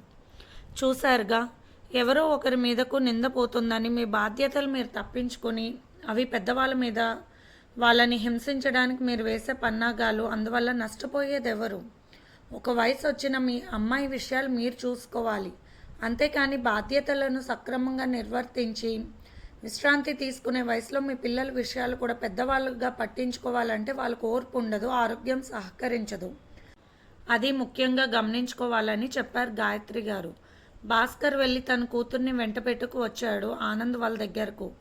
ఆనంద్ గారి జంట గురించి శాంత గారు తన కొడుక్కి చెప్పింది ముందే. ఈ వయసులో ఇలాంటి పనులు చేయడం అంటే మామూలు విషయం కాదు అని తను వెంటనే డాక్టర్ గారికి చూపించాల్సిందే. చిన్న వయసులో చదువుకునే పిల్లలు ఈ విధంగా ప్రవర్తిస్తున్నారంటే ట్రీట్మెంట్ అవసరమే. నేను ఇలాగే 2 పిల్లలను తీసుకువెళ్ళాను. వాళ్ళిద్దరికి కరెంట్ ట్రీట్మెంట్తో ఇచ్చారు. తర్వాత వాళ్ళు మామూలుగా చదువులో పడ్డారు. తప్పదు, అనితకు కూడా లభించవలసిందే అన్నారు గాయత్రి గారు. భయంతో చూసింది అనిత. గమనించినట్టుగా ఉన్న గాయత్రి ఏమీ అనలేదు. పెద్దగా అరవకుండా నోట్లో ఒకలాంటి మిషన్ పెడతారు. కాలు చేతులు ఇనుప గొలుసులతో కట్టేస్తారు. చాలా బాధగా ఉంటుందంట. అయినా అరుపులు ఎవరికి వినపడవు, ఇబ్బంది లేదు. అందులో మనలో మన మాట. పిల్లల్లో వయసుకు మించిన ఆలోచనలతో ఉంటే మనకు తప్పదు కదా మరి. బాధ అయినా కూడా ట్రీట్మెంట్ ఇప్పించాల్సిందే అన్నది గాయత్రి. లేదు, నాకు భయం అన్నది అనిత. మరి నువ్వు చేసే పనులేంటి అన్నాడు భాస్కర్. లేదు, మొన్న ఒక సినిమాకి వెళ్ళాము. అందులో మా అంత వాళ్ళే ఉత్తరాలు రాసుకుంటున్నారు. అదే ప్రేమంట. అందుకే అలా రాశాడు రవి. అంతేగాని వాడు తప్పు లేదంటున్న అనిత వైపు ఆశ్చర్యంగా చూశారు అందరూ. పిల్లలు ఈ మధ్య సినిమాలు చూసి పాడైపోతున్నారు. అటువంటి సినిమాలను సెలెక్ట్ చేసి పిల్లలను తీసుకువెళ్ళడం స్కూల్ యాజమాన్యం తప్పు కూడా. ఇటు తల్లిదండ్రులకు అటు గురువులకు ఉండాల్సిన బాధ్యతలు అతిక్రమిస్తే ఇలాగే ఉంటాయి అని మరుసటి రోజు స్కూల్కి వెళ్ళారు ఆనంద్ దంపతులు. ప్రిన్సిపల్ గారితో ఆనంద్ గారు మాట్లాడుతూ, పిల్లల తల్లిదండ్రులందరూ బాధపడుతున్నారు. టీచింగ్ అన్నీ బాగున్నా కూడా కొన్ని పద్ధతులు బాగాలేదని చెప్పుకుంటున్నారు. పిల్లలందరినీ వేరే స్కూల్లో జాయిన్ చేయించాలనుకుంటున్నారు. ఆ కాలనీ పెద్దలుగా మేము వచ్చాం మాట్లాడడానికి అన్నారు ఆనంద్. అలాంటిదేమీ లేదు సార్ అన్నారు ప్రిన్సిపల్ ఒక రకంగా. లేదు, స్కూల్లో పద్ధతులు కొన్ని మారాలి. మీరు పిల్లలందరినీ తీసుకువెళ్ళే సినిమాలు విజ్ఞానంగా ఉన్నవి ఎంచుకుని తీసుకెళ్ళాలి. అంతేగాని చిన్న వయసుల్లో ప్రేమల్లో పడే సినిమాలు అలాంటివి పిల్లలకు చూపిస్తే మంచిది కాదు కదా సార్ అన్నారు ఆనంద్. ఇంకెప్పుడు అలా జరగదు సార్. ఆ కాలనీ వాళ్ళంతా మీ గురించి చాలా గొప్పగా చెబుతారు. మీ మాట పట్ల నాకు గౌరవం ఉంది అన్నారు ప్రిన్సిపాల్. పిల్లల్ని కట్టుదిట్టంగా చూడండి. ఒక వయసులో ఉన్న ఆడపిల్లలు మగపిల్లలు అన్నీ అంటే 5వ తరగతి నుండి కూడా మీరు జాగ్రత్తగా చూడటం బాధ్యతగా తీసుకోవాలి. కాలం మారింది మరి. ఇప్పుడే ఈ వయసులోనే లెటర్లు రాసుకోవడం రకరకాలుగా ప్రవర్తిస్తున్నారు కొందరు పిల్లలని తెలుస్తుంది అన్నారు ఆనంద్. తప్పకుండా మేము దాని పట్ల చర్య తీసుకుంటాం సార్. ఏ విషయమైనా సరే మీరు సజెస్ట్ చేయండి, మేము వాటిని ఫాలో అవుతాం. అంతేగాని అంతమంది పిల్లల్ని అలా వేరే స్కూల్లో వేయొద్దు అంటూ చెప్పారు. మరొకసారి తప్పు జరగదు అంటూ మాటిస్తూ ప్రిన్సిపాల్ అలాగే అని చెప్పి వచ్చేశారు ఆనంద్ దంపతులు. ఆ లెటర్ రాసిన రవి అనే అబ్బాయి వాళ్ళ ఇంటికి వెళ్ళి భాస్కర్, ఆనంద్ గారు వాళ్ళ తల్లిదండ్రులకు చెప్పి ఆ లెటర్స్ చూపించారు. ఆశ్చర్యపోయారు వాళ్ళు. ఇంట్లో మాట కూడా మాట్లాడాడు. మౌనంగా ఉంటాడు వాడు అనుకుంటాము. ఇటువంటి పనులు చేశాడంటే ఏమో అని నమ్మలేకపోయేవాళ్ళం. ఉత్తరాల్లో వాడు రాసి చూస్తుంటే తెలుస్తుందని రవి వాళ్ళ నాన్నగారు ఆశ్చర్యపోయారు. అలా ఆ సమస్య పూర్తయింది. ఇక భాస్కర్ ఊరుకోలేదు. చెరువులను లీజుకి ఇచ్చేసి తమ పిల్లలు తామే చూసుకోవాలని నిర్ణయానికి వచ్చి ఆ మాట చెప్పారు. శారద మాట్లాడలేకపోయింది. జరిగిన విషయాలు చాలా బాధాకరం. అందరూ కూడా తనని నిందిస్తున్నారు. తప్పు తనదే అని అర్థం చేసుకుంది. గాయత్రి గారు చెప్పారు శాంత గారికి, మీరు ఇక కొన్నాళ్ళు విశ్రాంతి తీసుకోండి. ఎవరి పనులు వాళ్ళు చూసుకుంటారు. మీ పనులు మీరు చూసుకోండి. అలా చూసుకోకపోతే వారి పిల్లల బాధ్యతలు మీ పిల్లలకు తెలియదు కదూ అని 2 వైపుల మంచి అనుకునేలా అత్తకు కోడలకు చెప్పారు గాయత్రి గారు. ఇష్టం లేని వాళ్ళు వేరే ఉండండి. అంతేగాని ఇలా ఒకే ఇంట్లో ఉండి ఒకరి మీద ఒకరు భారం వేసి ఇలా చేయడం వల్ల ఎవరు సంతోషంగా ఉండరు. సంతోషం అంటే ఉమ్మడిగా ఉంటూ బాధపడే కన్నా దూరంగా వెళ్ళి అప్పుడప్పుడు కలుసుకొని కూడా సంతోషంగా ఉండొచ్చు అని చెప్పారు. అక్కడితో చిన్న కొడుకు కోడలు వేరే వెళ్ళిపోయారు. భాస్కర్ అంటే భయమే. తల్లిదండ్రులు ఏమైనా అంటే ఊరుకోడు. అందుకే ఇల్లు చాలదు అన్నట్టుగా వేరే వెళ్ళిపోయారు. అక్కడితో గోల్ లేకుండా పోయింది. శాంత గారికి తను అనుకున్నది సాధించాలని సంస్కృతం పాఠకులకు కూడా వెళ్తుంటే అందరూ ఆశ్చర్యపోయిన తర్వాత అభినందించారు. ఈ వయసులో కూడా పట్టుదల ఉండడం మంచిదే అని. శ్రీధర్, శైలజ దంపతులు ఆనందంగా ఉంటున్నారు. కొడుకు తేజ సక్రమైన మార్గంలో నడుస్తుండటంతో శ్రీ తెలివితేటలతో తన తమ్ముడు చదువు గురించి ఇంట్లో పట్టించుకుంటూ హాయిగా ఉన్నారు. మధ్యలో ఒకసారి శ్రీధర్ తన తల్లి రమణమ్మ గారిని పెద్ద కొడుకింటికి పంపించారు. తిరుగుబాటులో వచ్చి, అమ్మో నేను అక్కడికి వెళ్ళలేను, ఊరికే అన్నాను, ఇకపై అనను, మీరు ఎలా చెప్తే అలా ఉంటానంటూ ఏ గోల లేకుండా ఉన్న ఆధారం ఇదే అని తెలుసుకుని బుద్ధిగా ఉంటున్నారు ఇప్పుడు. గాయత్రి గారు ఆమె దగ్గర భగవద్గీత శ్లోకాలు, ఆమెకి ఇష్టమైన పాటలు రికార్డ్ వచ్చేలాగా పెట్టండి. మంచి మంచి పుస్తకాలు చదివే పని అయితే ఇవ్వండి. లేకపోతే ఆమె రూమ్లో చిన్న టీవీ పెట్టి భక్తి సినిమాలు, ఆమెకి ఇష్టమైన పాత సినిమాలు పెట్టండి అని సలహా ఇవ్వడంతో అలా చేసేసరికి రమణమ్మ గారికి కూడా ఒక వ్యాపకం ఏర్పడిపోయి ఇంటి విషయాలలో జోక్యం చేసుకోకుండా తన గోడలో తాను ఉండిపోవడం అలవాటు చేసుకుంది. చాలా తొందరగా ఇల్లు మార్పు వచ్చినందుకు శైలజ ఎంతో ముచ్చట పడింది. ప్రతి విషయాన్ని భార్యాభర్తలు ఇద్దరూ కలిసి మాట్లాడుకుని నిర్ణయించుకున్నట్లు ఉండడంతో ఇల్లు సంతోషం నిలయంగా మారింది. శివరాత్రి ఉత్సవాలలో శివపార్వతుల కళ్యాణం జరుగుతుంటే ఆ కళ్యాణం చేయించడానికి దంపతులుగా కూర్చున్నారు ఆనంద్ గాయత్రి గారు. శాంత వాళ్ళు శైలజ వాళ్ళ ఆశీస్సులు తీసుకుని ఆనంద్ గాయత్రి గారికి బట్టలు పెట్టి వారి ఆనందాన్ని తెలుపుకున్నారు. మొత్తానికి ఆ కాలనీలో ఆది దంపతులలా వెలుగుతూ ఉన్నారు ఆనంద్ దంపతులు. కాలనీలో ప్రతి పండుగను ఎంతో శ్రద్ధగా అందరూ కలిసి చేసుకుంటున్నారు. ప్రతి రూపాయి కలిసి ఖర్చు పెడుతూ జాగ్రత్తగా పండగ ఆనందాలు, కుటుంబంలోని వేడుకలు అందరూ కలిసి ఆనందిస్తున్నారు. తండ్రి అంటే భయం ఉండడంతో అనిత, అన్వేష్ ఇద్దరు కూడా చదువులో పడ్డారు. శారద ఇంటి పనులు జాగ్రత్తగా చేసుకుంటూ ఉంది. శాంత గారు కుదిరినప్పుడు ఇంటి పనులు చేస్తూ తను చదువు విషయాన్ని, సంస్కృతం నేర్చుకునే విషయాన్ని అశ్రద్ధ చేయలేదు. శైలజ ఖాళీగా ఉండకుండా మిషన్ నేర్చుకోవడానికి వెళ్తూ ఉంది. ప్రతి ఒక్కరూ ఏదో ఒక పని చేసి ఆనందాన్ని బాధ్యతలను సంతోషంగా స్వీకరించాలని తెలియజేశారు ఆనంద దంపతులు. ఒక్కసారి పండుగకు ఆనంద్ గారి పిల్లలు అందరూ వచ్చారు. అందరితో సంతోషంగా ఎంతో ఆనందంగా పండుగలు చేసుకున్నారు. కాలనీ వాళ్ళంతా చూసి మురిసిపోయారు, ఆశ్చర్యపోయారు. ఆనంద్ గాయత్రి వాళ్ళ కుటుంబ సభ్యులందరినీ చూస్తుంటే స్వార్థం లేని ప్రేమలు ఇంత ఆనందంగా ఉంటాయన్న విషయం అందరికీ తెలిసింది. ఆనంద్ గాయత్రి గారుల జీవితం అందరికీ ఒక అందమైన జీవిత మార్గంలా, ఒక జ్ఞాన పుస్తకంలా అయ్యింది. సర్వేజన సుఖినో భవంతు. ఈ స్టోరీ కనుక మీకు నచ్చినట్లయితే లైక్ చేయండి. అలాగే మీ అమూల్యమైన సమీక్షలు కామెంట్స్ రూపంలో తెలియచేయండి ఫ్రెండ్స్. Bye friends.